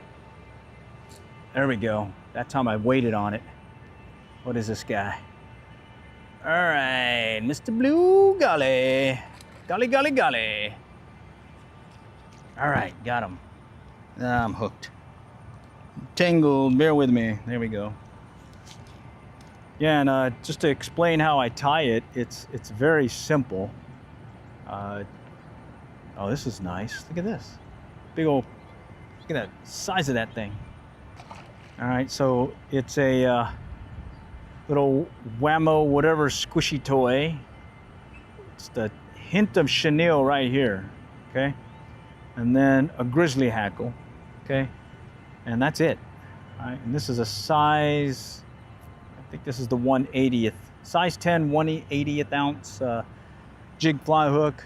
You get them on Amazon, you get them Cabela's, Bass Pro, you get them everywhere. All right, and you can use the other one where it's a bead head that you tie on a jig fly style hook. Instead of this one's actually got a lead deal on it. Look at this, I got all tangled. Holy cow. But yeah, it'll you can do it that way. Just bottom line, get you something that can make this squishy thing go under the water, sink it, and then fish it under an indicator and hold on. Yeah, it worked on trout, it worked on bass, it's worked on bluegill. And unfortunately, I can't get back here because I'm really tangled now. All right. Hey, just settle down, settle down, settle down. All right, I'm back. I got it undone. All right, let's do it again. Jig or squirmy worm, strike indicator. Let's see if we can get another one to strike. Mr. Bluegill today. It's Mr. Bluegill time. Come on. All right, let's pop it out. Pop it out. Let it drift a little. Okay, let it drift a little. No. Come on, come on. Where are you guys at? All right, let's pop it out a little bit more. Work our way over. Yeah, that was weird. It was like 1, 2 right after the other, and then I finally hooked them. I wonder if it was the same one. He just kept coming back for more. I wonder if they do that. Okay. There he goes. He's hitting it. There he goes. I gotta let him hit it and take it under with this jig fly hook. Mr. Brugale. Call these Brugales because they're big. Actually, they're not as big as the one over there by my day job. Those are big, but these are still pretty nice. Can definitely make a meal out of that here with about 5, 10 of those guys. And I've easily caught that many today. Took a while, but hey, I'm getting them with this. There's the hit again. jig fly hook. Oh yeah, and this one's a different one. He's got a different color, orange. It's got an orangey look to it. All right. Maybe that's why I'm hooking them better too, because they are bigger. They got bigger mouths compared to maybe those other ones that we're hitting earlier. It could have been a lot smaller. Okay. And again, just to reiterate, use the smallest strike indicator you can that still keeps your fly at the depth that you're fishing. Okay. If you're using too small of an indicator, when you cast your fly, you're gonna see your indicator go under because of the weight of your fly. So you definitely want to use a bigger indicator. Okay, I just missed a strike. Bummer. Okay. It's kind of weird that I'm getting a bunch of hits in this same spot though, and it's been different fish. Okay. Maybe it's a school just kind of doing a circle around the pond. Because I wasn't getting any hits here earlier. Oh wait, I just heard something to my left. Well, let's just cast in to my left in a general direction and see if there's something there. Okay. Let's twitch it a little. They have been closer in. I've not been getting them way out there. It's been about there. Not where I was getting previously, right over here. Shallow or close to the bank. Now it's about double that length, so about maybe 8 or 10 feet out.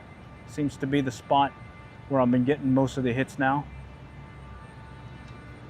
So maybe that explains a lot about how come I wasn't getting near as many strikes when I was fishing up close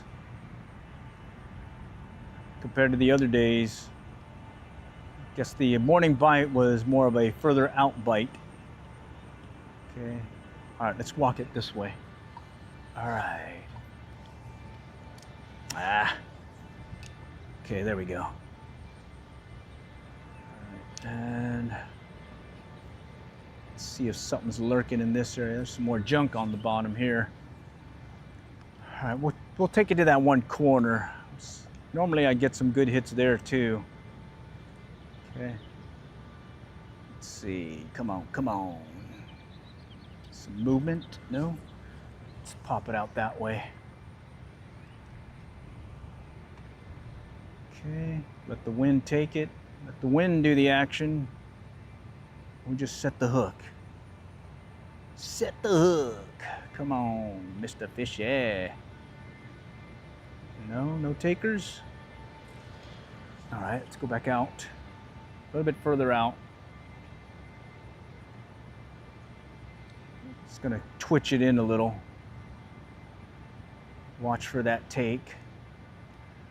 Most of them have been a very light take too, which is surprising. All right, I'm gonna walk about. Yeah, this way. Okay. Trying to get over here on this side. Here's where I ended up hooking onto the canal or the culvert. I'm gonna come back here and see if maybe something's still lurking down there. Okay. Come on, are you there? Nope. Okay, right off this one corner point thing. See if something's lurking over here.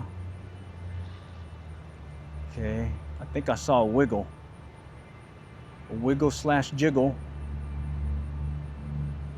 Okay, it could be a little guy just kind of popping at it. And that doesn't work as good, especially since I'm using this jig fly, or this little squishy worm thing.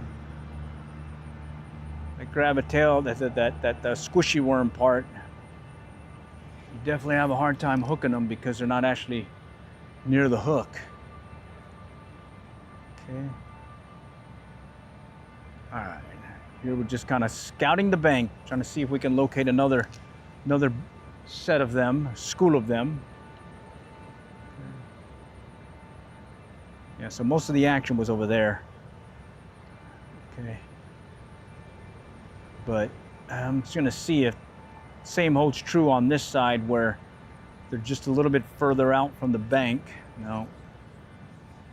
Okay. So just walk it over. Walk it over. Okay. There's a hit. There's a hit. Oh yeah, there's a hit. Okay, yeah, it is like the other side. Just about 8 to 10 feet off the bank. Wait for Mr. Squirmy Worm to beat Mr. Bluegill. This one's a little bit bigger than the other one. He's got some shoulders on him. Yeah, he got some shoulders. All right. Nice. Get bigger! Bigger the water! There's that fly. And I was telling you, those little guys pop it, grabbing it back here, and they're taking my indicator under. And I'm not hooking them. I'm pulling the fly out of their mouths before I can get the hook near their lips or jaw or whatever. So kind of got to wait a little bit before you set the hook. There's a hit, like right there. That one I waited and he went under completely. Holy cow. That's your classic, yeah, he's got it, and by the tail. But he took that one quick. Okay, let's just switch it a little. Twitchy twitch it. Twitchy twitch motion. Okay. No, that's on some junk. That's on some junk. Okay. Short twitches. See if he'll come up and hit it. Okay. Let's go back here. Come on, come on. Let's see if you're there still. So yeah, went twice around and it was a slow go. But as soon as I got into the indicator and found a pattern, action picked up. It's still kind of slow, but it's working. I think that one's kind of snagging bottom here. Yeah, that's acting like it's on the bottom. Oh no, that was a fish. Holy cow, he was just kind of tailing it.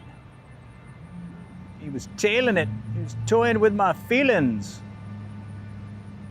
Okay. No, all right. I'm trying to set the hook as soon as I see him tap it. See if that'll increase the hookup rate, even though it is that squishy tail. Okay. Okay, there's some tapping there. Slight tapping. Come on, hit it good. All right. All right. Let's go out here. Okay, some slight taps. Okay, see if he'll move over just a little bit again. Let's see. Oh, he had it. He was toying with it again. Holy cow. So I see him just barely moving. It's normally I would set the hook when I see that, but I think I just have to wait till he actually has it, because that tail is really squishy and they can just kind of pull on it and yank it all they want. Okay, let's just kind of move it. Just kind of shake it a little. See if I can get him to maybe hit it aggressively this time. Then again, it could be those small guys. That could be it too. All right, let's move over a little bit. Let's work this spot. Okay. Just kind of work it in a little shakes. Okay. Come on, see if you're there. Okay. Yeah, not very far from the bank it looks like, but not as close to the bank as before.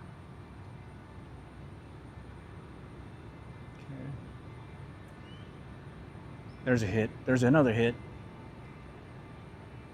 Jeez. Another hit. Yeah, normally I'd be setting the hook like that, but they got that tail. They got that little tail versus the hook itself. Could be the little guy. With the bigger guys, I'm definitely getting a good hook set. Little guys, it's going to be hit or miss. Okay. A little tail telling me they're playing with it. Yeah, right there, he's playing with it again. Come on, hit it hard. Yeah, right there, he's hitting it. Come on, hit it hard. It's going away from me. Let's see. Could be a little one again here. I'll just lift it up slowly. See if I can feel them on there. Come on, come on. No. Okay. All right, let's go over here. We just need to find those big guys to hit it. Yeah. All right, little twitch motion. Okay. All right, I'm gonna cast it out just a little bit out this way. All right, come on, come on. And then we'll go back to this bank here and try what we just did over here where we were getting them, where it was about 8 foot off the bank, 8 to 10 foot, and start working the squirmy worm under the indicator. Let's try that. All right, because earlier we were denied. It's definite slim pickings the whole time. Okay. Okay, I'm gonna drift it in. Let the wind do its thing. Okay. All right, come on, come on. Okay, there's something kind of nibbling at it. I think it's those little guys again. All right, let's see if we can locate them. Little slight nibble. Okay.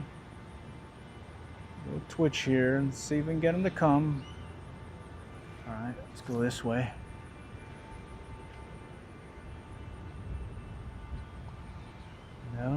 No takers there yet. Okay, there's something kind of playing with it there. Hit it twice. There we goes. Ah, shoot. Yeah, he had it. He took it under, but little tail is just too much for it. All right. Hopefully it'll be a bigger one this time that'll hit it and I can set the hook on him. Okay, let's see. Now, all right. Go a little bit further out. Drift it in. Okay, let me give it a little twitch. Give it a little twitchy action here. No. All right, let's go back this way. All right. There he goes. There he goes. All right. Oh, it's a bass. Finally got a bass. That was going to be a bluegill day. All right, well, Mr. Bass likes squirmy worm too. Nice. All right. Got a bass.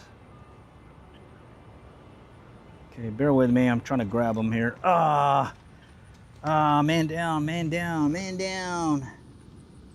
All right, there we go. First bass of the day. Nice. All right, squirmy worm. Squirmus wormus. All right, well, second win now. Holy cow, got me a bass. All right, okay, we'll just keep doing this then. Just about 8 to 10 feet off the bank, and you just kind of plop the fly in the water. Watch the indicator.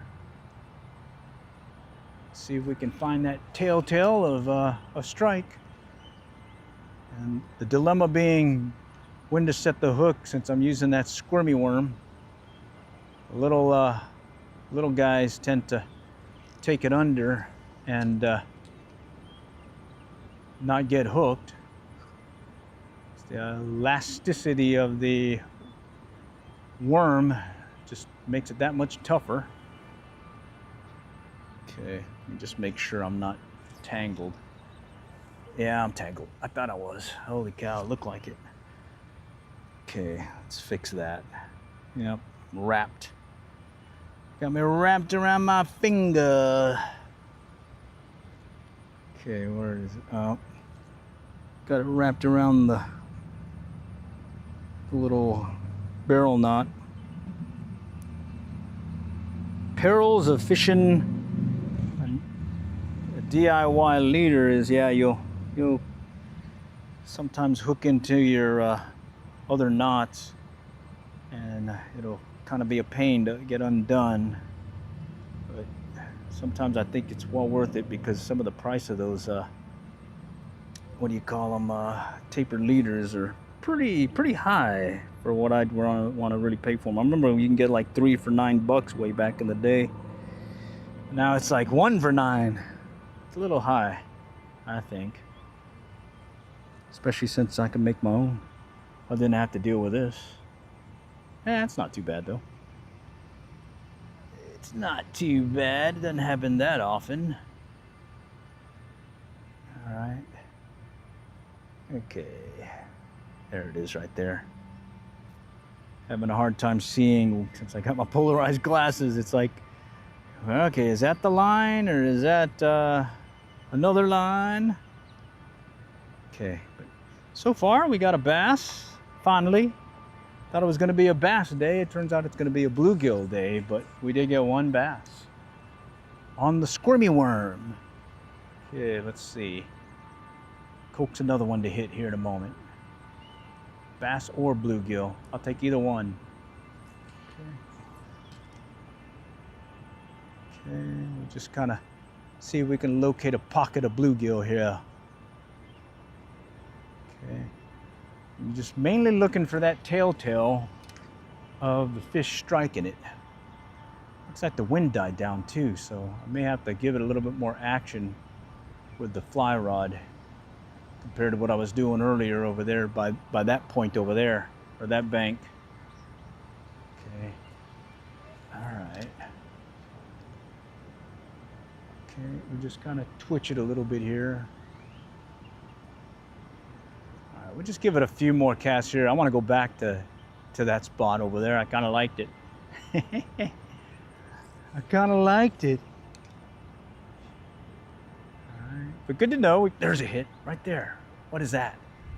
What is this guy? What is this? Looks like another bass? No, big blue gully. Yeah, well, that one definitely took it. He wasn't messing around. He's like, I'm going to hit that. That's mine. That's mine. That's my squirmy worm. All right. All right, let's get this guy off. All right, let's get him back in the water. Back in the water! And there's the jig fly. Or correction, the squirmy worm. All right. All right. All right, all right, all right. Okay. What time is it? Oh, man. I'm going to have to call it soon, but yeah, I gotta go mow the grass and get a haircut. There's a hit. Or maybe I need to catch another one of these guys. All right, well, we found a spot where they may have been lurking. Don't know why they didn't hit my fly earlier, that when I went by here twice. But it's probably because I was using the wrong pattern. They did not want what I was offering. But now they want this. Well, let's go check again, just in case there's another one there. Okay, just kind of let it drift along. Do a little twitch motion. Okay, there's a hit. Ah, that was a hit. I missed him. Okay, little twitch motion again. There's a hit right there. Wow. I wonder if there's a whole colony of them here on their beds. Which would explain why this one's a good one to go over, because then it'll be right at their level where they'll try to keep the protect their beds. Wow, this is a nice one. Oh, and he's back in the water. All right, let's do it again. There's pretty cool. Just working the pond, and we found a spot where they were lingering. So. Let's see if there's more lingering here. Okay, I just saw something move to the right. Just a slight, just right here. Let's see if there's another one kind of lurking there. Okay. Just kind of drag it slow. Come on. Let's see. No? Oh, he's tapping it. He's tapping it. Very light tap.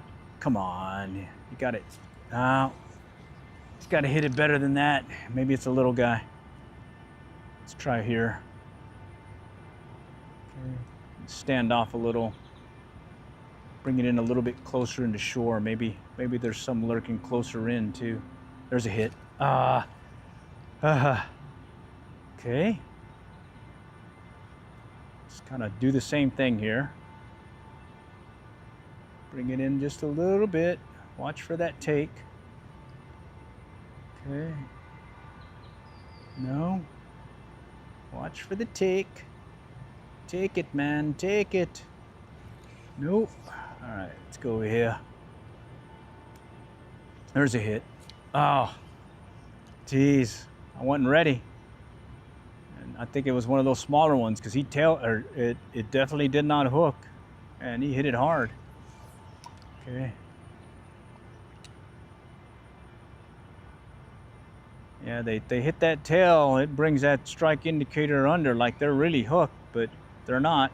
Here he's tapping it again. Let's see. Okay, he took it under. Come on. That one took it under. Okay, he took it under again. All right, I'm gonna wait on this one a little bit. Ah, look at that. I even waited on it. Jesus. What is that guy? Okay, let's see if he's still there. Okay, he's tapping it again. Come on, tap it again. Let's give it a little twitch movement here. What are you? I'm just kind of interested in seeing what it is, if it is a small guy or not. All right, that's stuck on the bottom there. Okay. Just edge over just really slightly again. More twitching. Okay. Come on. Let's see if there's another one lurking below. All right, just pop it over. Okay, so we had a good amount of hits off to my right, and then it's kind of tail down now. Okay. But so maybe we found where like a colony of them are. Okay, that one's just stuck on the bottom there. Let's go further out. Okay. So it was over here. So just in case, I'm gonna cast there just in case. See if there's more located there or not. Actually, I'm gonna cast out a little bit further out from it in case there's some lurking deeper. Okay, let's see. There's the hit. All right. That one took it way under, and again, did not hook him. Scrummy Worm City. Get your blood pumping. Let's go further out. Okay, let's see if he'll take it. Come on. See if he'll take it. Mr. Indicator. Do your thing. Do your indication thing. All right, come on.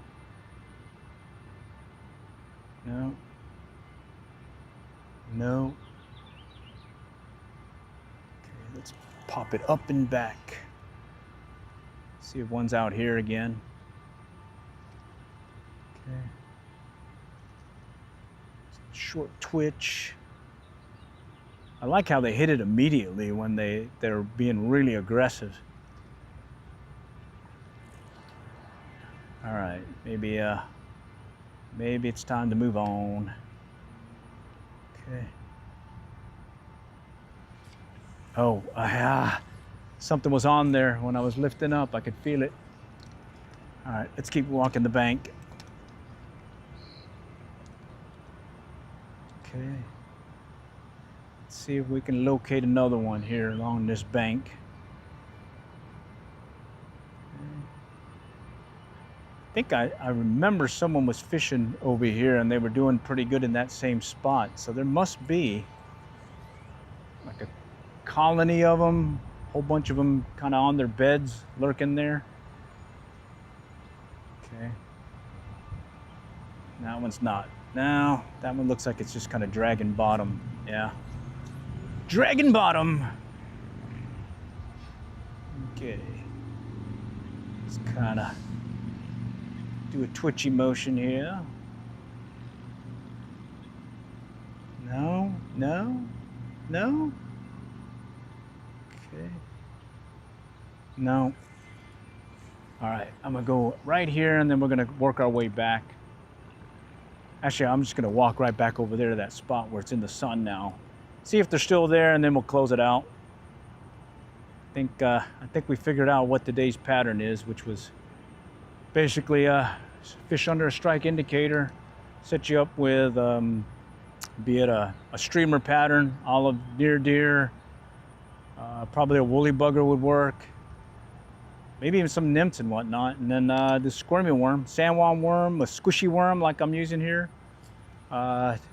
Those all probably would work. I started out at about 3 foot under the indicator, then I switched to 2, and that seemed to up my game. 3 foot, I seem to be dragging bottom more often than not, and not getting as many hookups as I would like. And then shifting over to the 2 foot, there is a hit. Oh man. Shifting over to 2 foot, well, that just made the difference. And then now I've got little guys probably toying with my feelings, where they're hitting it and it's getting hit on the tail, so it takes the strike indicator completely under, and unfortunately they don't get hooked because they're nowhere near that hook. Okay, and I'll show you what I mean when we start walking back to the other spot here. Okay, I'm just kind of checking out this spot. There we go. That's frustrating. Okay. So yeah, with the squirmy worm, they'll definitely pull on that tail, and it goes. It goes. Did get a bass on it though. That was pretty cool. I mean, I've caught trout with it, and I don't really target bass with it, but I guess it works. Okay, I'm not complaining. Okay, let's do a little twitchy motion. Twitchy motion. Okay. All right, I'm gonna cast it here, and then we're gonna run to that one spot over there, and where it's all sunny. See if we get a couple more over there, and then we're gonna call it. Just want to verify if there's a hit. Ah, jeez, what is up with this? Okay. That one definitely took it under, and that should have been a hookup, but well, that's the perils of fishing a squirmy worm or squishy worm. Okay. They take it under, but they don't really get a hook because they're playing with the tail, or they've got it by the tail. Okay. Come on, come on. Let's see if you're here still. All right. Okay. All right, let me take up some line here.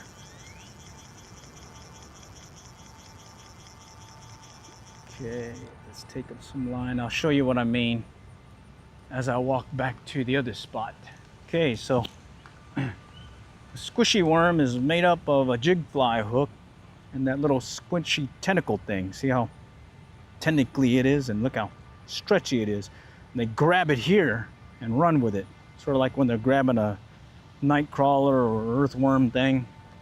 And so you don't get them on the hook itself. Instead, you're getting them here, and that's what's taking that strike indicator under. The bigger ones, they'll get a big hit, and they'll hook themselves. Smaller ones, well, they like that tail. They like that tail. All right, let's go over here.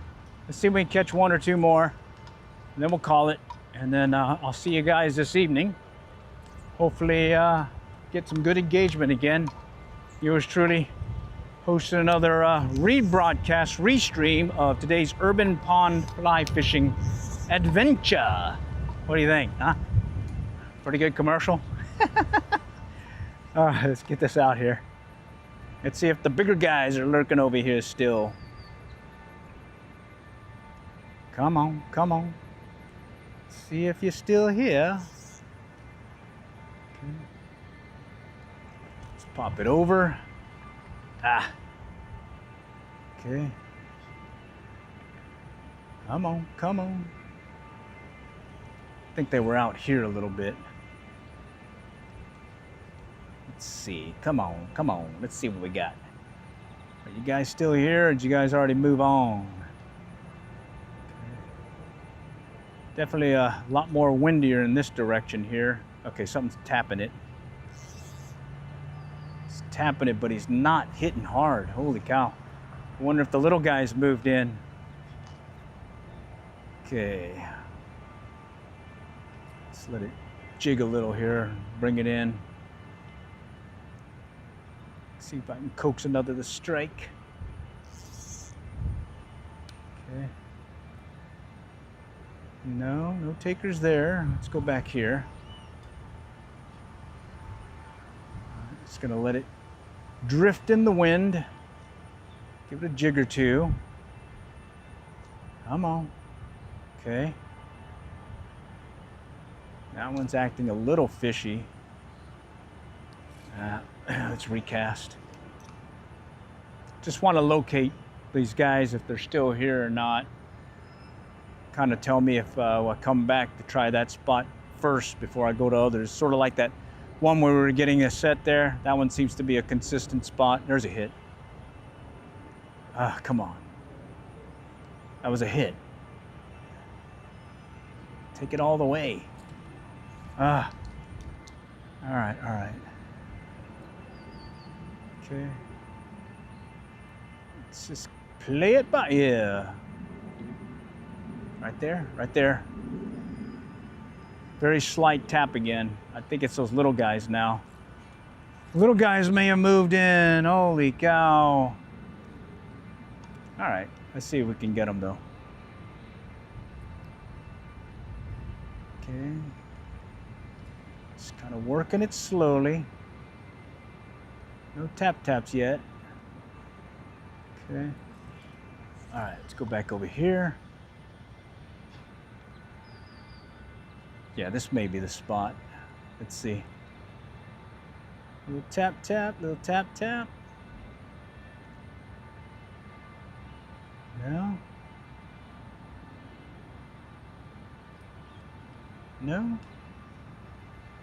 Denied. Come on, let's see it. No? Okay. Let's try over here. Of course, it is sunnier now. Maybe they moved to a shadier spot. It's like, I don't want to be in the sun. I must be free. Okay. Let's bring it in closer. Closer. Wow. Where did they go? All right. Let's pop it out here. Let's see if maybe they're over here now. All right. Come on, Mr. Mr. Bluegill. Where you guys at? Nope, not seeing movement there. Let's go over here. Take it into the greenery. I guess they're moving around instead of staying in one spot. Okay. All right. There, it's just kind of drifting. I'm just kind of paying attention to that indicator. There we go. Ah, jeez. Don't tell me it's the little guys. Come on. That one took it good too. Come on, hit it good. All right. Take it out just a little bit more. Okay, let's see if we'll get them.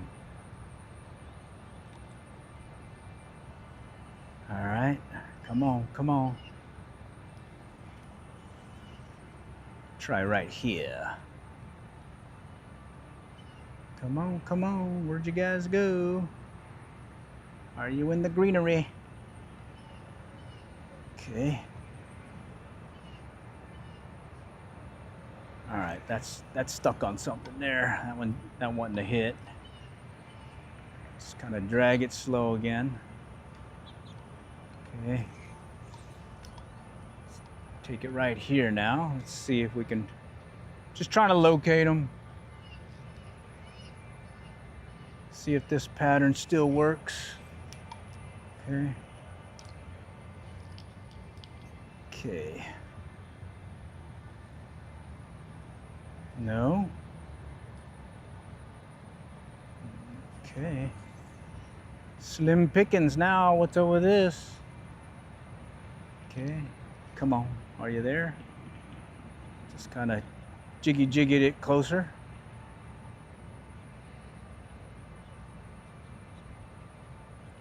I think that one's dragging bottom, or maybe hitting some vegetation. At least the way it's acting. Yeah. All right. Let's take it out a little bit and let it drift a little. See if they maybe moved out a little bit from the pond. Which would mean I'd probably have to put the indicator deeper.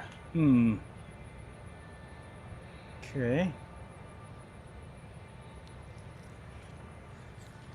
Let's pop it out again. Had those light strikes over there to my left. Then things quieted down again. Woo! What time is it? 9 o'clock? Okay. 9 o'clocky. Come on, fish gado. Let's go. All right, let's try back here again.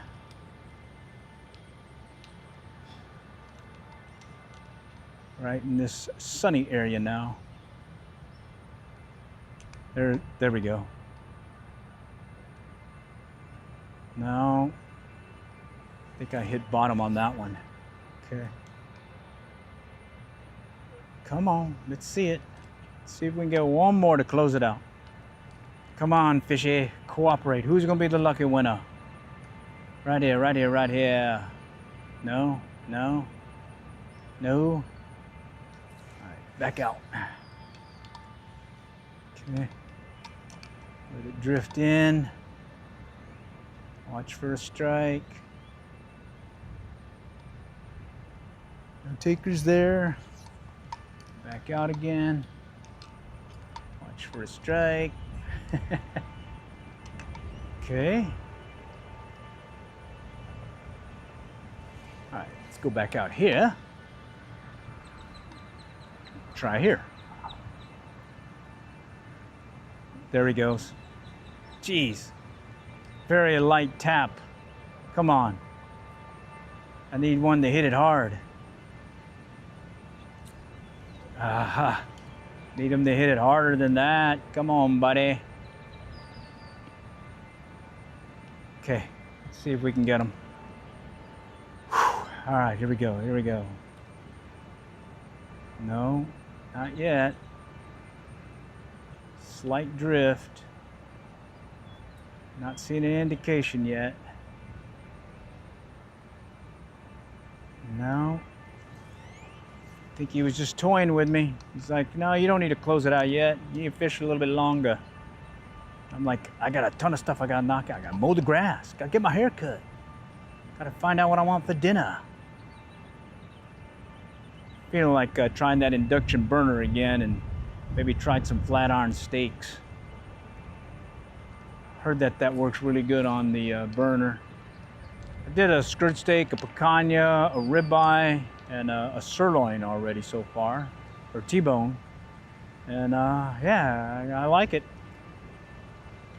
Basically cook it for 6 minutes. No, cook it for about 6 minutes. 1 minute, 1 minute each side at a high, and then shift over to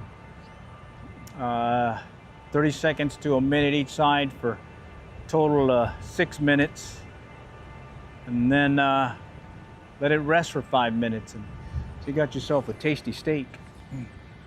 Very tasty. And what's even better is easy cleanup with that induction burner, and it heats up fast. Plus I get to cook on cast iron. I like cooking on cast iron. I think it's cool. I think the food comes out better, and I think it heats up more evenly too. Yeah, it heats up more evenly. Let's go back over here. All right, I'm gonna try over here. If we don't get them, we're gonna call it and come back another day, and I'll get my stuff done, and definitely stand by for a live stream this evening for for this evening. Okay, and I hope to see y'all there. Come on, come on, come on. Let's see it. Let's see it. One more hit here. Let's see it. Where you guys lurking? Come on, come on. Maybe they're further out now. Okay, right there. Nope. Let's go right here. Right there, maybe. Nope. Just a slight cast, slight switch of the road. Okay.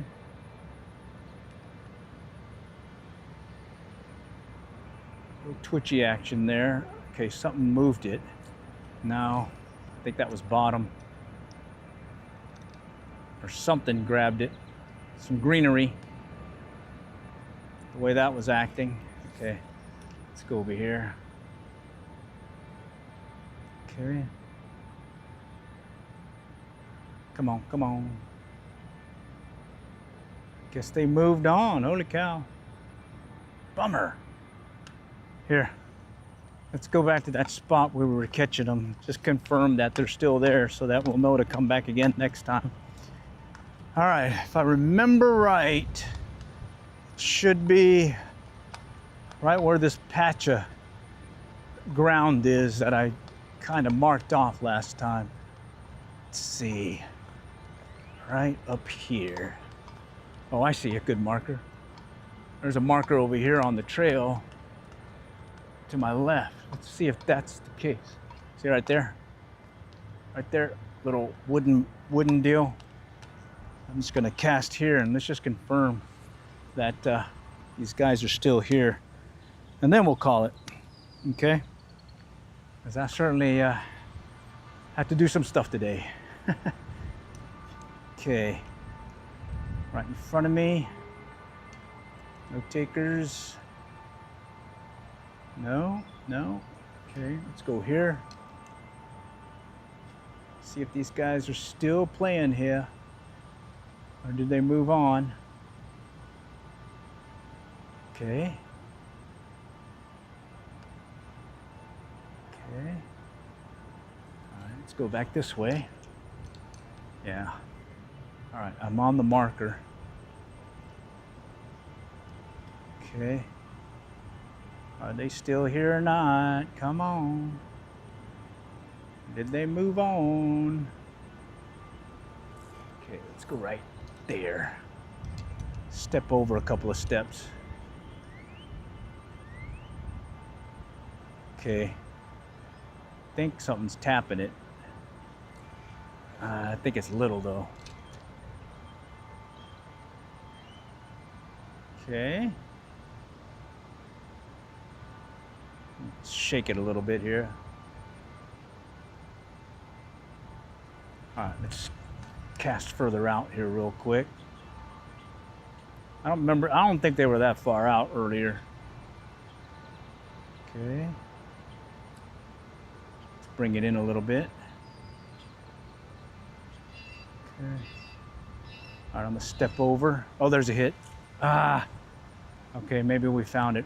Just a little bit to the right as you face the marker. Okay.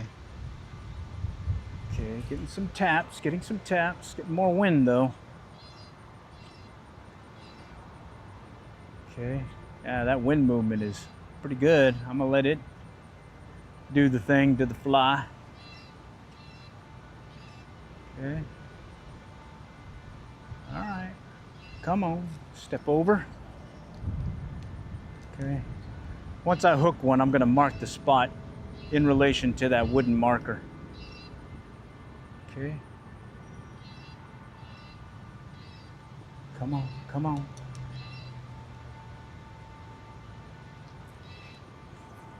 Go back over here. Okay. Just kind of move over here. Come on, let's see. There's a hit. Slight tap. There he goes. All right, let's bring him in. Right here, okay, so there's the marker and there's a tree. So 2 trees over to the right of the marker is the starting point. And guess what? I'll have it memorized. Plus, I just gave it away to everybody else. So if you guys come over, give it a try. Got some bluegill lurking here in the pond. Setup I use, right there. Squishy worm that I tie, and strike indicator, cork strike indicator, and I'm set about 2 foot under the indicator right now. I did start out at 3 feet, and then I went ahead and went with 2 feet. All right, let's see if I can get a better angle here. Okay, so right there. Okay, so I hope you guys had fun. Again, I was using the 2 3-weight Echo Ion fly reel along with the 3-weight Cabela's 3 Forks rod right here, and it's 7.5 feet, and I'm using a 3-weight weight forward line, and I'm using my own DIY leader and tippet. 30-pound mono, 14 or 15-pound midsection, and then the 4-pound test Stred mono. All right, so 30, 15, 14, and 6, or 4, or 2, depending on how light you want to go with the tippet. All right, see y'all this evening. Appreciate you guys joining, and until next time, we'll catch y'all later. Good luck and good fishing.